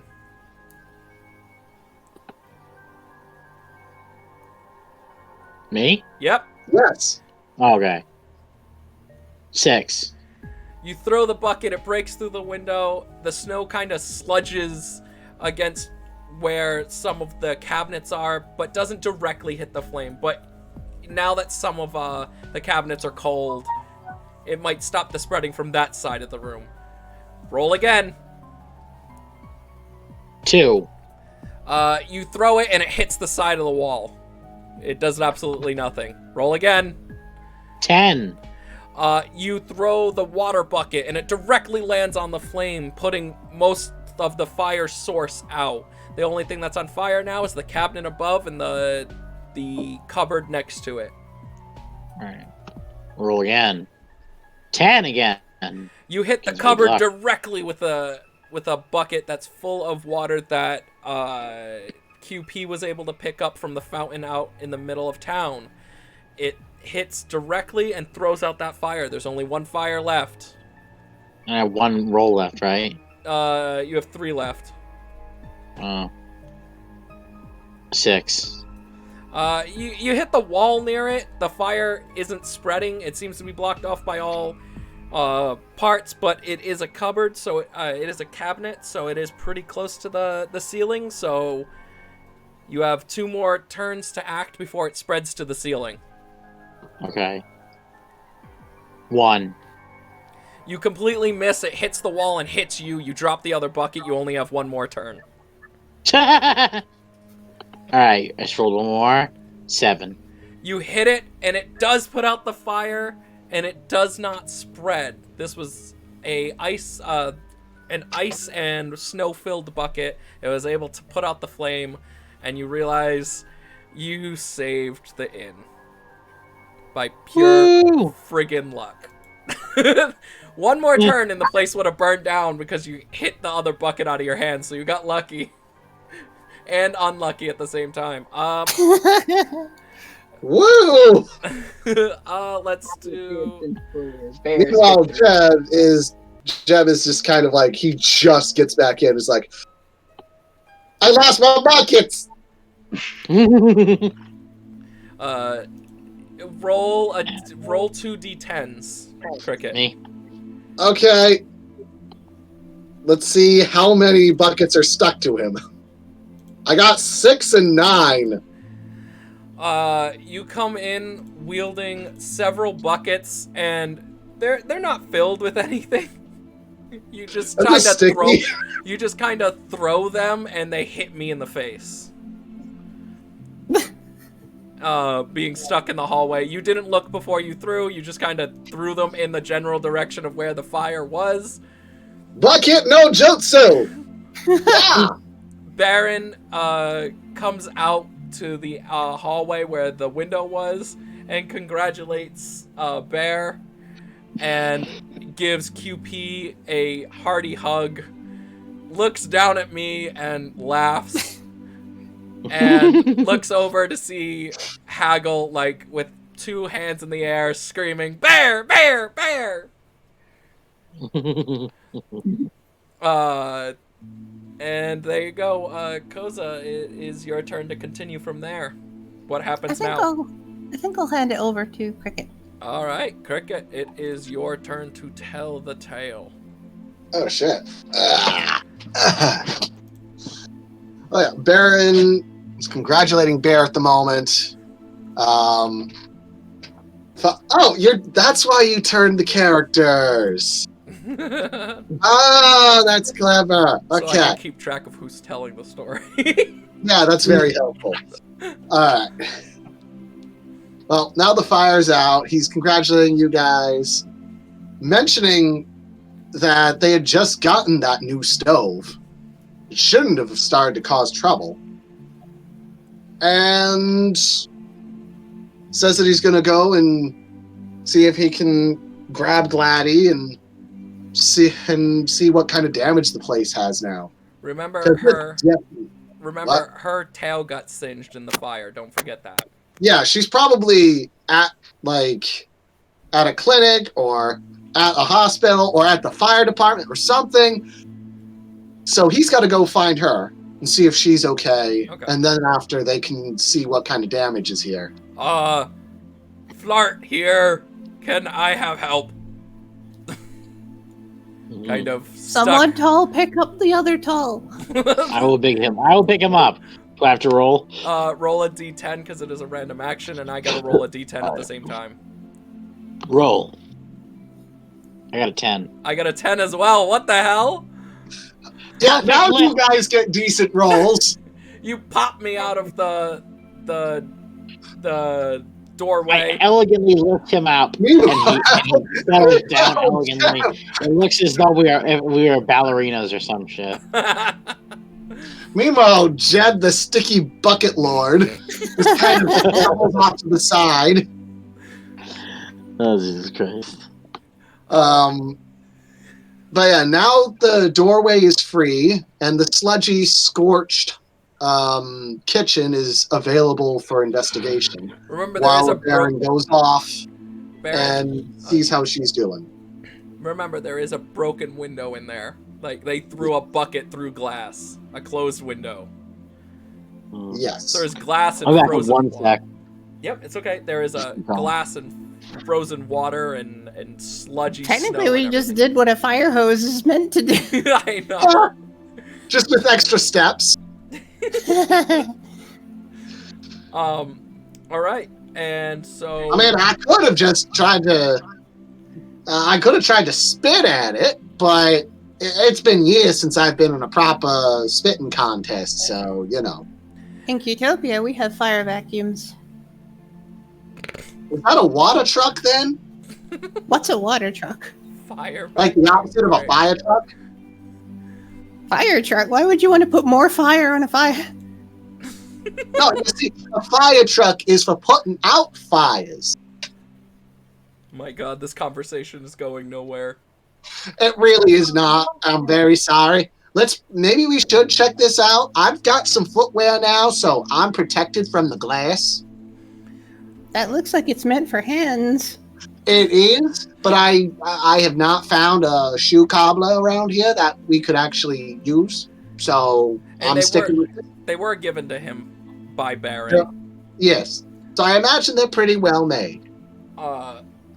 You can now I'm back. You can now search the kitchen for clues or whatever you are currently looking for. Remember to roll a d10 for any random event you do, and you should be good.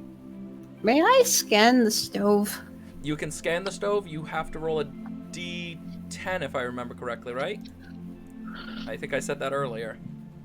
D6. I got a 6. Sorry, it's a D6. So we'll just take that I as have to reroll. No. We'll just take it as a 6 because the 6 is the highest you can get on a D6 anyway. So Okay. You scan the stove and you can tell us exactly what's wrong with it. You come up with that event. Oh, all right. Unless you want me to say what I think it is. Well, you do your insight. Well, first... So QP whispers to Jebediah what it is, and Jebediah can tell us. Yeah. Yeah. Explosive residue? What? Sabotage. Sabotage. Sabotage. Sure enough, that is exactly what it is. Okay. As far as you can tell, there is a small amount of explosive residue, almost as if somebody snuck some sort of gunpowder or something into the firewood. Weaponized syrup. That would make Bear very angry. How dare you besmirch the good nature of maple syrup? Bear is angry that maple syrup is being used as a weapon. It should only be a thing of peace. Now, the thing is, now that you said this, that's totally what it fucking is. Imagine turning something that people love against them. Yeah, this That's very Because anti-Christmas. there are like different kinds of sap that are explosive or at least incendiary. So, Oh God, you're chemically rationalizing it. so sure, maybe there's a rare kind of tree in the area, or some other kind of plant that allows you to make an organically grown explosive. He said that he adds new taps to trees whenever they plant new ones. Maybe we can figure out where this particular substance came from depending on the age of the tap. Ledger. Ledger. We The have ledger. we have the But that has ledger. pages missing. Yeah, but what if we see if what they sold? And what did they sell? As What? QP pulls out the ledger, we realize that the town of gnomes used to make some of the tree taps that they use here from the iron they got from the mine nearby. Oh. Just piecing this together. So the burned down town had been responsible for making the taps, most likely the buckets too. Mm-hmm. There's pages missing, so we can't put the full story together yet, but that ledger tells us they got their taps from the next town over. Mm-hmm. No, So we need. Bear realizes what we must do. We must find which. Never mind. I forgot what I was saying. Plus, there's a connection now. Fire. Yes. Fire. somebody used an incendiary weapon of some sort, if that's the case. Because what if this was the same thing that was done in that town? Kind of weird to someone to spout their mantra about disliking a place and then it going up in flames. I wonder if this is a common occurrence. Flart was going to suggest we find the dog man and question him. And I have to agree with the walk-in furnace. The walking furnace. If anyone's gonna know about fire, it's gonna be the walking.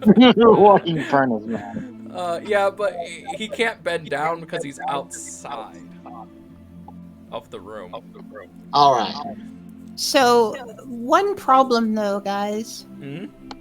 We could have had an easier time tracking Dogman before we were running around outside with buckets. There's like multiple paw prints out here now.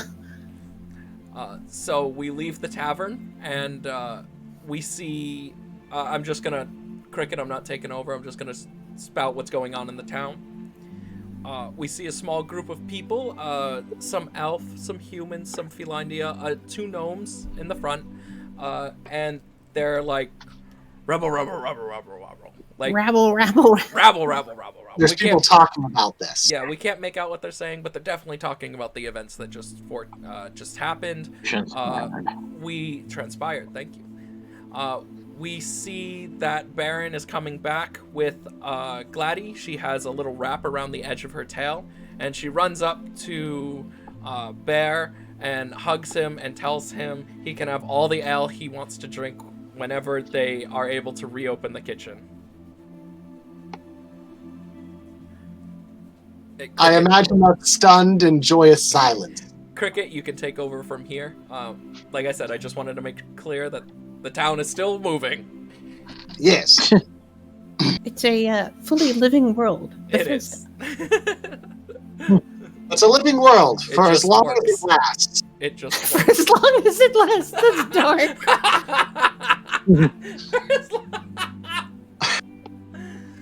I know you've had a bad time up to now, Jebediah, but that's dark.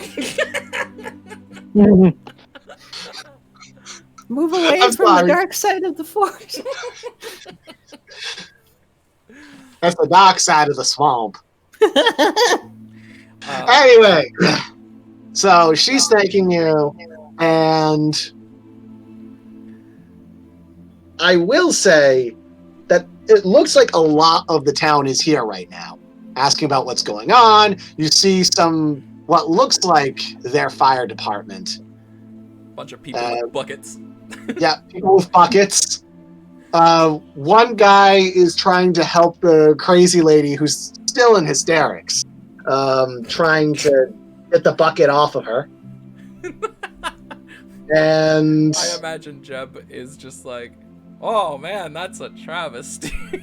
yeah, that is terrible. I'm going to not look in that direction. He like picks up a blonde wig off the ground and just places it on his head. Is like, boy, who is this frog fellow I heard through a... That looks so weird on top of the mushroom. Yeah, it's not even covering. It's just like splayed. That's a joke. I do declare, Mr. That's- Beauregard. That's not actually happening. I just thought it was funny. He is trying to lay low, like he's kind of staying within the crowd of our. He of could our group. literally hide behind me. Yeah, he's probably doing that. Either way, you see most of the crowd is doing that, and would QP want to try and use her scanner again to see if she can figure out, or at least the rest of us can try and roll and see if we can find if that guy is still here. Everyone would have to roll a d10. What do you want me to look for specifically? Yeah, her scanner...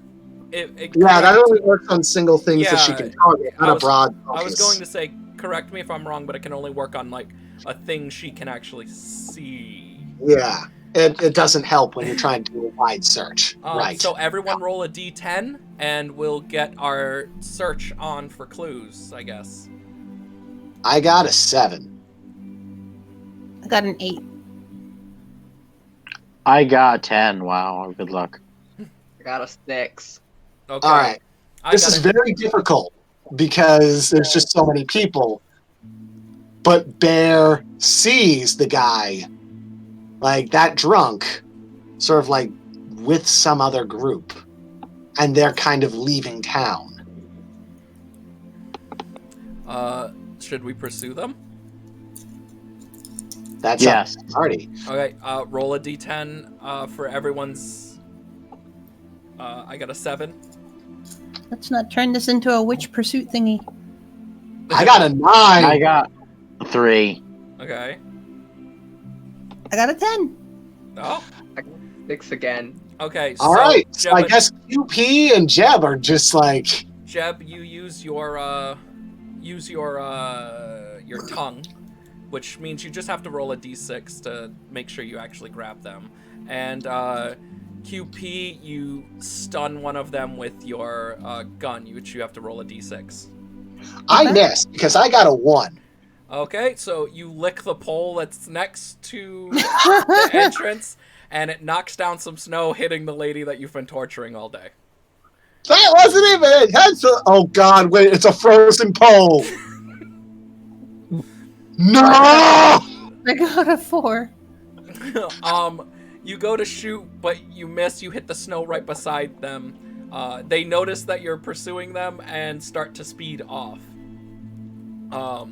Just as that happens, I throw one of my balls out, which will cost me about 10. So I gotta just set that back. Boop.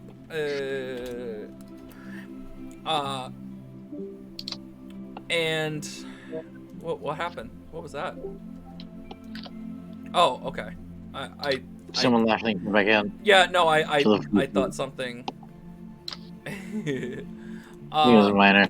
Yeah, it was. See, no, minor, you're muted right now. I don't know. Who knows? It's because after a while, you guys all just disappear. Like the voices just go straight up silent. Oh. Okay. All right. So I'm going to use one of my spiked balls, but it's going to be less spike, and more ball. And I throw it up in the air. I have to do a d6 and a d10. Let's roll this. Spiced. And rolling, I got a 6, so there's absolutely no spikes on this ball, and I got a 9 on my d10. So I hit it, and it's a direct hit. I was able to hit almost all 3 of these people pursuing, Strike! running away, and hit them all, and they fall to the ground.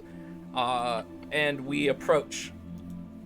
You have to roll a d10 and a d6, Cricket, because of your tongue. D10 for random, D6 for pain. Is it just me or is poor Jebediah the butt monkey this adventure? Yeah, That is- he really is. That is every cricket character ever made. Really? Oh yeah, he makes butt monkeys. Yeah. Oh yeah. I just have really bad rolls. What did you But get? I got a 4 on the D6, and I got a 6 on the D10. All right, you're able to loosen your tongue, but not without taking a little bit of damage, and you're gonna take at least 3 chips of damage. Ah, Your tongue is sore. It's not split, but it is hurt now. The pain train. The pain train. Yeah. We can now. We can now talk to these people. I'll take over as being one of the. I'll take over being the German Shepherd. Why not? the drunken German Shepherd, yeah. Jermaine Shepard. Jermaine Shepard. Okay, well, someone write that down. That's his name Yep, now. that's the thing. I'm Jermaine Shepard. I just relinked the Omnitunes in the Discord, so you can re-click it and you can be a commenter, so you can control your own thing like Cricket Yeah. does. Oh, okay, yeah. Sorry, So- I wasn't able to fix it before. I'm so sorry. It's fine. Okay. So let's see. You can see one of them who's got like a big backpack. And he's sort of scrambling to his feet while Jermaine is still a drunk and he's on the ground. He's kind of, he's still able to speak, sort of, but it's mostly rambling. What you do that for? What hit me for? We Yeah, ain't he's done suspect- nothing. What? Bear suspects you tried to burn down the tavern. I couldn't burn down an orphanage if you gave me the gasoline. That's quite a Bear cost thing finds to your put. Bear finds your claims questionable. Well, I don't think you look like a bear. Well, You want to see I'm- me turn into my bear form? I'm doing the Jermaine. Yeah, and I'm the other guy. Oh, okay. Backpack. Okay. Jermaine stands to his feet and pulls out the backpack. The party kind of gets ready for a fight, I would assume, right? Yes. But Jermaine gives you guys a letter instead. Well, at God. least he holds it out. And he slurs through his words. You see, I was getting a letter. As he tries to fall back while his other friend catches him.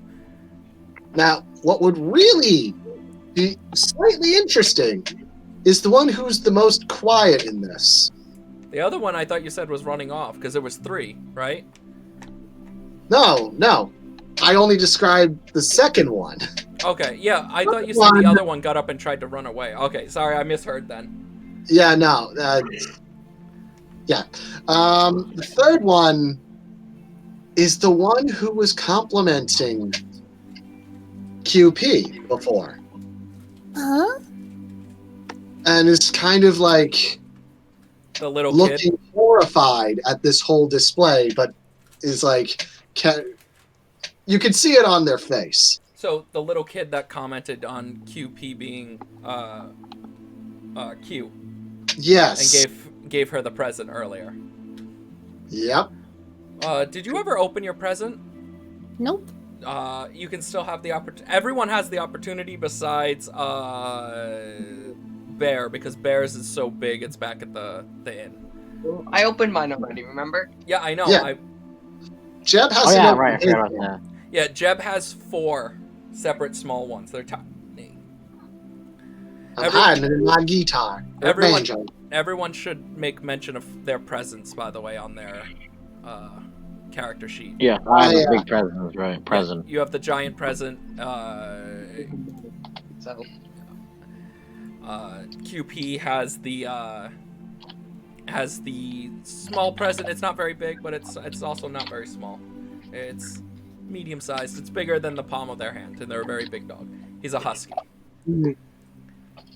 Okay, so He's a husky. the husky is being quiet and kind of shocked at what's going on. Mm. Jermaine hands over the letter as falling backwards, and who grabs it? I guess it's going to be Jebediah. Okay, Boy. Jebediah, you grab the rolled up piece of paper as Jermaine falls back and his friend catches him. Bear cannot read. Well, thankfully, we have somebody here who clearly can. Oh yeah, we've already shown that both I and QP can read. Yep. Who do you want to hand it off to? I think it's QP because, frankly, they're the one who can tug at the heartstrings the most in this situation. That's the most useful. Okay. Also, she's probably closer to arm's reach for him. So what am I doing? He hands you the rolled up piece of paper that Jermaine gave us when he was saying Okay. he didn't do nothing. He was given the paper and that was it. So I should And unravel this backpack and see what it guy- says? Yeah, because Jebediah can't read and neither can Bear. So far, all we know is only you and I can read. Okay. So let's unravel this thing and see if it says something or if it has something in it. Okay? Also, I might add, You can roll a d10 if you want it to be random. Unless you already have an idea of what you want. Let's make it random. Okay. Roll a d10. all right. I will also add that Backpack is kind of trying to drag Jermaine away and is gesturing for the small husky child to follow. Okay. We got a 7. Okay. As you look at the letter, you start to realize that it's addressed to Jebediah. Not Jebediah, sorry. Jermaine. Oh, And it says, it has begun. Get out of town while you still can. Mm. And you can't really make out the rest. It's kind of smudged because of the alcohol he was drinking all night. But the letter smells like wet dog. And that's Great. that's all I can give you from a 7. Everything else, you can't really make out the rest. It's fuzzy because he spilled a lot of beer on it. And Well, of course this looks sus, but that could be anything. It has begun. it has begun get out of town, and then the rest is all smeared. It does smell like a wet dog. Get out of town, though. That's not something you would say to someone if it was just like, oh, the festivities have begun or the secret surprise party has begun. Like, that's a warning. A warning for what? We realized that the backpack guy has laid Jermaine down on the ground because he can't carry I him thought you were anymore. going to say, laid out Jebediah. I'm like, leave him alone. He's already dead. I keep saying, leave him alone. He's already dead. I keep saying that by accident. Yeah, Jermaine is laying down in the snow now. The husky boy has gotten up and run to the backpack guy. They're just sitting there, and like they don't have the strength to keep pulling Jermaine and his drunk ass.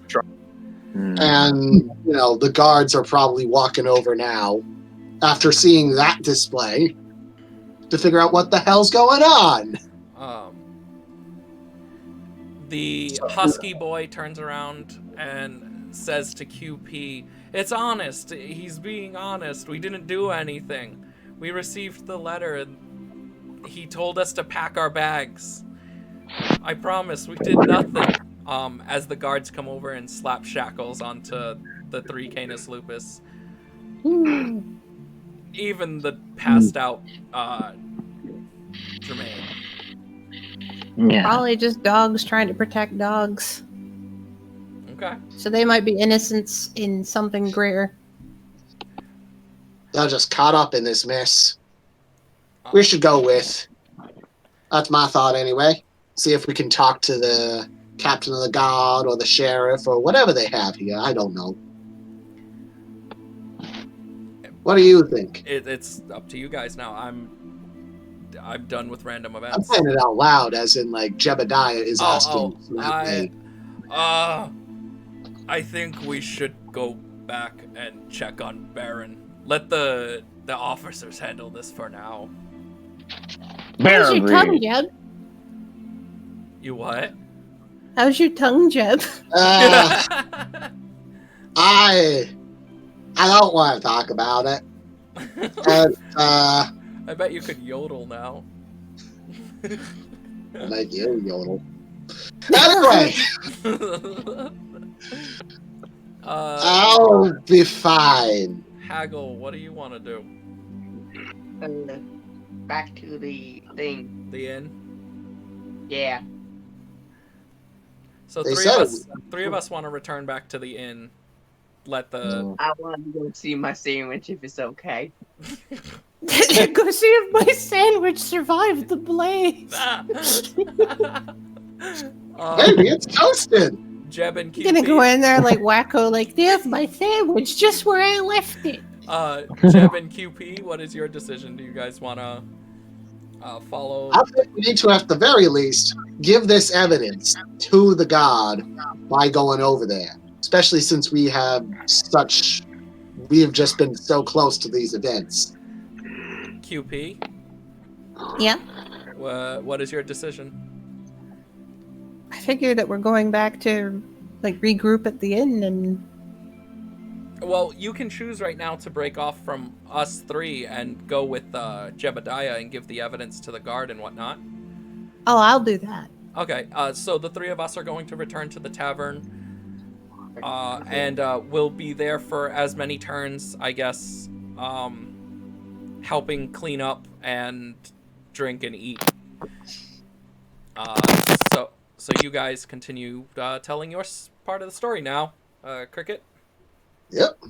You follow the Sure guards. enough. Yep.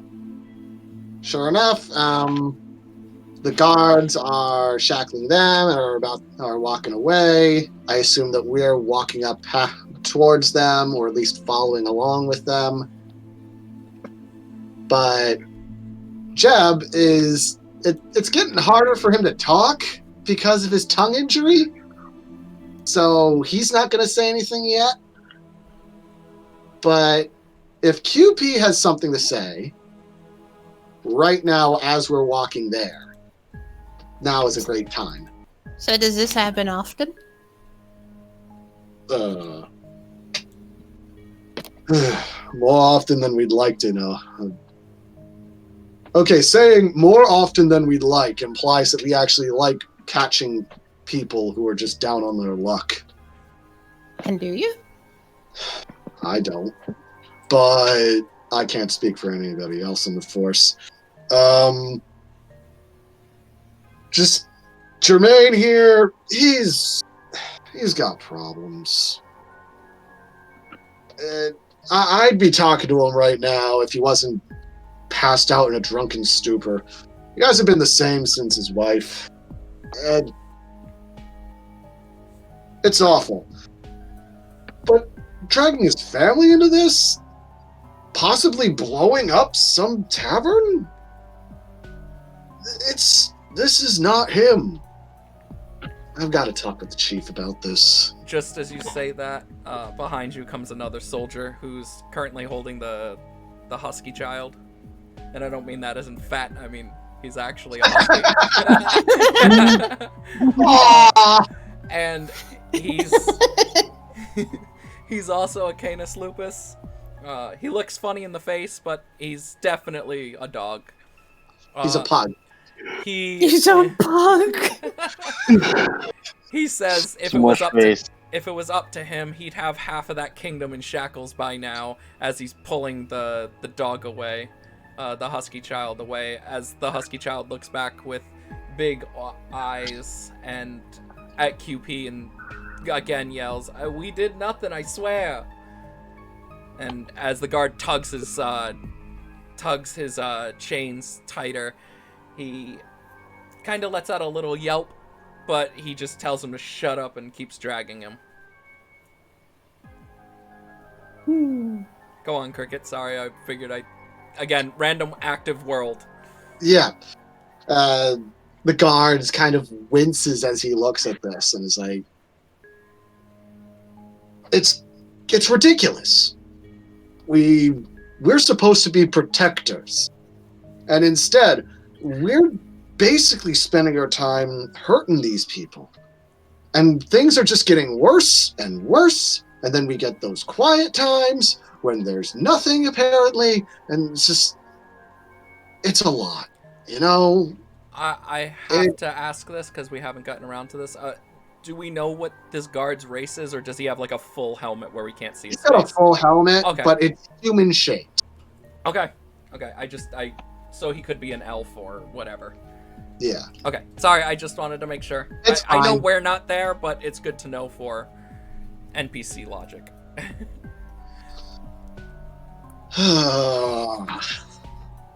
So yeah, he's talking about this, about the rising tensions and the lowering tensions, and how it's almost arbitrary of when this strife shows up and disappears.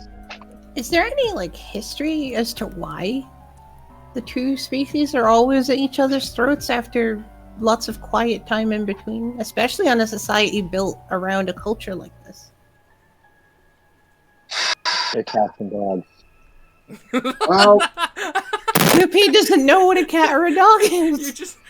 You hear from the tavern, it's just Bear yelling, "'Cause they're friggin' cats and dogs!" I don't know what that is. They're just aliens to me. Ooh. Cat God. and dog, classic enemy, like ninja and pirate. I don't know what either of those are. Oddly Because enough, you I are dumb, actually know what those other are. man. That's funny. I just want to bring this up real quick. We're almost to the 4-hour mark. We have about 20 minutes Yeah. left, so if you want Wait, we've to... been going for 4 hours? Almost 4 hours, yeah. Well, actually, the list here, the thingy here says that we've been up for 6. No, that's... That's not how it works. Okay, that's not how it works. Yeah, don't worry about it. I have the actual program in front of me. We're 3 Okay. hours. Yeah. We're 3 hours 41 minutes in, so we got about 19 minutes. All 3 right. hours, 21 minutes, and 36 seconds. Yeah, see. Okay, thank you. So if you want Eventually, okay, let me answer that. Well, let's see. Originally, the Canis and the Felidae came from different sides of the country, I think. There was a lot of political squabble between them up until the king of one and the queen of the other ended up making a deal. After one of them lost their kingdom, the other ended up bringing their forces into the other's ranks, which helped them be able to survive and even take down the old kingdom that was giving them trouble before. And now they're one of the biggest powers, but the strife of those old families still exists. And it pops up and goes away time after time because those parties are still vying for control as far as I can tell. But I'm not really close to any of this. The closest it could be is Germain, who, God, I've known this guy for so long and he's just falling through the tubes like this. Are you still with us, Jeb? Germain? Let's show and the with the cat. All right, good enough for an answer. Just you've got to stop drinking, man. This is really bad. I know I'm not there. But quickly, do we know anything about his wife? Well, you could ask the character. Well, he's out, so I guess we're gonna have to wait a night. Sober up. Unless Kazara wants to ask, or Jeb, but I'm not going to have Jeb talk as much because my throat's starting to turn into sandpaper. Yeah, and like I said, we only got about 18 minutes left, so. Anyways. Yeah, I don't think there's a wide enough window for much more dialogue. So Eventually, they get to the guardhouse, and you can see a Felidae, who's currently at the front desk, sort of thing. It almost looks like he's got a mustache. he's what's the name Wilford of the, Brimley. no, what's the name of the cat that looks like Wilford Brimley? Yeah, that's what I was referring to. I don't remember. Nah, Wilford the Warrior. Yeah, Wilford the Warrior. Yeah, he's got that. He's got this bug-eyed face, and he's just like, "Of course it's you again, Jermaine." In the background, just as world building, in the background we see the pug-faced guard pushing the husky into the cell super aggressively. As that happens, the guard that we were talking to, you guys were talking to the whole time, goes back there to scold the other guard away from you guys. Yeah, so we can't hear that. Yeah, out of earshot, but it does look like he's scolding him. You guys can now talk to the cat. Does anyone want to be the cat? I'll be the cat. You'll be the cat. I'll be the cat. All right, what do you want to ask me? You newcomers to this town, you have any questions before everything you've seen today? Well, the first thing that I would ask, is that acceptable? Just throwing a child in a prison cell?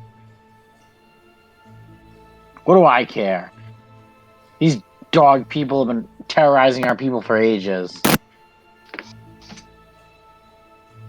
But it's a child. Who cares? Do you know the field? My people, the field, were slaves to the dog people decades and centuries ago. That doesn't just go away. So see if I care if one of their little brats gets manhandled. You do realize this is how you end up getting this kind of aggression, such as the strange sabotage that we saw in the Don't lecture me. You're an outsider. You don't know what's going on in our society. No, I don't know what's going on, and that's why I ask you people questions. Especially when we have evidence that can help. What are you, the Pope? No, I'd say that the Pope from my place has quite the most lovely head growth. Not like this. It's way taller. I don't know what you're talking about, you strange little frog man, but I don't think you should be here. Interfere with our affairs. Now, the first thing that I was going to say was I just helped do this, but he really did jack and shit. When you really get down to it, what has Jeb accomplished? He has a lot of heart. He has really harmed one of the villagers. She is now Well, paranoid if you of take his... a look at our friend here, Princess, this is, what would your name be again, sir? Me? Yes. I'm Officer Cat. Pleasure to meet you, Officer Cat. I'm Officer Jonathan Cat. K-A-T-T. Yes. Okay. QP, you have the evidence, as well as the stuff that we found going on, not only here, but the stuff that can be corroborated with Baron at the old village that we saw burned down. The note in the ledger. Yes. Of course it was a dog person. They're always out to get us. But why go after a completely different organization or a completely different race? Because the tavern was owned by cat people. Everyone knows the dog people are out to get the cat people. Of course, Gladdy shut down his crap. You guys can also mention that the town that was burned was gnome owned. Yeah, we'd say this And is the a town that gnome was burned village. was gnome owned because the dogs hate the gnomes just as much as they hate the cats. They're the vicious people. Not that I've seen. As this officer They goes on his don't. tirade, you hear a booming voice come from up above, and it looks like this big, muscle-bound guy wearing a huge mustache and an immaculate headpiece. Like, it looks like a cowboy hat, but it's decorated in such... So it's like a tricorn. Yes, but it's decorated in golden and silver, like, wrappings almost around the hat, and he yells at Jonathan Cat to knock it off and let these people go. Jonathan Cat can hand back the evidence, or he can keep it. That is really up to you guys at this point, because we're not there. I keep the evidence in my evidence locker. Okay, so the big, huge guy says the office is closed for now. You'll have to come back tomorrow, and you're ushered out by the nice guard / officer that led you in there in the first place, telling you that it's okay, they'll handle it, and they will see them tomorrow for questioning. All right. Uh, Thanks anyways, officer. But what was your name again? Oh, Me? That's Steve. you. Yeah, that's you, Cricket. You did the voice. right, fuck. Yeah, Steve. Well, Steve. my name is... Steve, okay. I'm gonna stick with that, though. Okay. Steve. Spell it as Stiev. Steve. Okay, so Steve. he's Steve. Steve. What is his last name, Cricket? Officer what? Steve Wilhelm. Is he gonna get thrown off a cliff at one point and make that noise? I hope not. Steve Wilhelm. He's Officer Willem, so we just have to ask for Officer Willem when we return. Next time, watch Officer Willem Dafoe. You guys can return to the Officer tavern. Wonderful. We have about 9 minutes, so you can return to the tavern, or you can take a turn doing something else. The tavern's kind of burnt up on that one side. I wonder if it's even fit for staying there now. It Well, probably... you can return to find out. Yeah. I mean, it's the best shot we've got now, and... Remember, all of us have been there the whole time. Yeah. Hagel knows- So what have you guys been up to? Okay, so we can go over each of our things. I will say that I was in the kitchen helping Baron put up a hole in the roof that they put through because it was burnt. They patched it up with my help, holding the thing and holding up the wood and lumber and whatnot and putting it up. We were able to clear out most of the snow from back there, and we made the kitchen door wider so I can fit in. I'm not there to say anything, but I'm pretty sure that the mere fact that you went through it widened the door considerably. So, Bear, what have you been up to? How have Bear you was been outside. He Okay. was drinking maple syrup. Oh, okay, so he was just laying Was on it his good ass. maple syrup? Wanna roll? Was it the spiced ale, or was it the actual He was drinking his own maple syrup. Okay, his own maple syrup. Okay. And Hagel, what were you I up to? feel like that's a euphemism for something. Hagel was dancing because his sandwich survived. So he was just happy to have his sandwich back. So I'm the only one who actually Little helped. toasted. Remember- Industrious one. Remember, it was only part of the kitchen that was on fire. The Yeah. whole place Yeah. didn't catch on fire. It was we were able to stop it before it started spreading. The only place that got really damaged was the cabinet the stove, and a little bit of the roof. That's why they cut out that part of the roof and replaced it. And the window. Yeah. That window's now gone. Yeah, that window's gone. They've got like a couple planks of wood over it. Next time we'll start with Miner in charge, but I'm going to end the story by saying Jeb and QP, you guys show up and you look at what's happening and you realize that, oh crap, what's her name? Gladdy. The Gladdy, thank kitchen you. lady.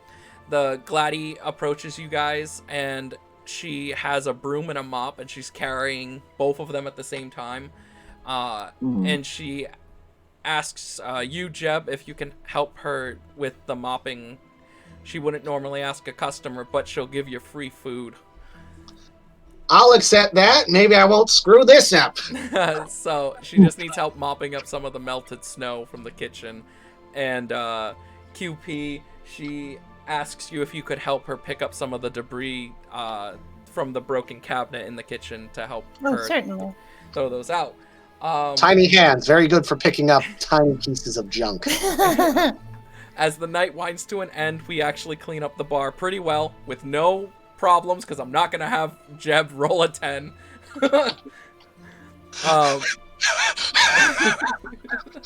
I'm going to roll anyways, just to see what I get. It has to I got a 9. Okay, so no issues. Thank friggin' Christ. It's not spectacular, but at least you cleaned it up. You didn't mess anything up. It's just as cheap as free good. Roll a 1. You disintegrate on contact with the dirt. The Flart and Baron were able to board up the window, at least for the night, and Gladdy was able to scrounge up some materials from the kitchen to make a decent meal. Nothing spectacular, but something to hold the night. Maybe some rice and some beans, some spare bread she had, and she gives it to Jeb and everyone so they could have at least a decent meal before bed. We eat, we drink, we have a fun time, and she shows us to our rooms. Flart manages to sleep out in the... Flart. Flart manages to find a little area near the chimney of the restaurant and settles down there for the night. Then she shows QP and Haggle to your room. QP, she gives you a cupcake for the night and a mug of hot cocoa because she knows you need to keep your sugar high. Yeah. And shows you to your room, and she shows you that she was able to find smaller beds that the gnomes used to use when they used to visit. And they're almost the right size for both you and Haggle to have your own beds. Well, this is adequate. So she gives Haggle a baked potato for the night. And sends you guys into your rooms. She looks at Jeb and tells him to hold on a minute as she looks at Bear, gives him another mug, not as big, but like a teacup size, so really small, and says, "Here's your nightcap," and sends you off to the room with the gigantic bed where you can pass out for yourself. And as she turns around, she pulls out a baggie, a little like velvet bag. I thought she's gonna get a pot or something because it was a baggie. No, like a velvet bag. Sorry, I meant an actual baggie, like an actual bag. Yeah, I know. And hands it to Jebediah. As he looks inside, he realizes it's filled with big, like, horse flies. Oh, because he's a frog, right? And tells him that she tells him that she appreciates all the help they've done today, and she wanted to make sure everyone had a decent snack. She's not sure if he eats bugs, but the frog she knows eats bugs. So she gives him the bag. Now, this would be the silly moment where I start talking about how racist it is for everyone to assume that a frog eats bugs. But you've been totally right! She gives him a big velvet bag that's just filled with a bunch of freshly killed, like almost mayflies. They're huge. They're gigantic, juicy flies. So Reminds me of that episode where Rocco went to Mrs. Big Head's house and started eating all the bugs out of the vacuum cleaner. And that's our story for the night. That's it for today. She closes our doors and tells us to have a good night. And as we drift off to sleep, we hear one last thing. A howl at the moon. Loud and thunderous. And that's it. That's our story for today. And thank everyone for joining us, and hopefully we get to do more Omni. We're going to plan on doing one at least every month. We will come up with an actual schedule. It will be put on the Twitch channel below us, and it will have a schedule to tell you when we're going to stream. What do you guys say we pick this story back up on Tuesday, if possible? That sounds fun. You guys want to do this again on Tuesday, if possible? Yeah, sounds good to me. Isn't that tomorrow? No, today's Saturday. Today's Sunday It's here. Sunday for us. So Yeah. the 22nd for us would be probably 42 hours from now for you. Yeah. Or is it All for right. you?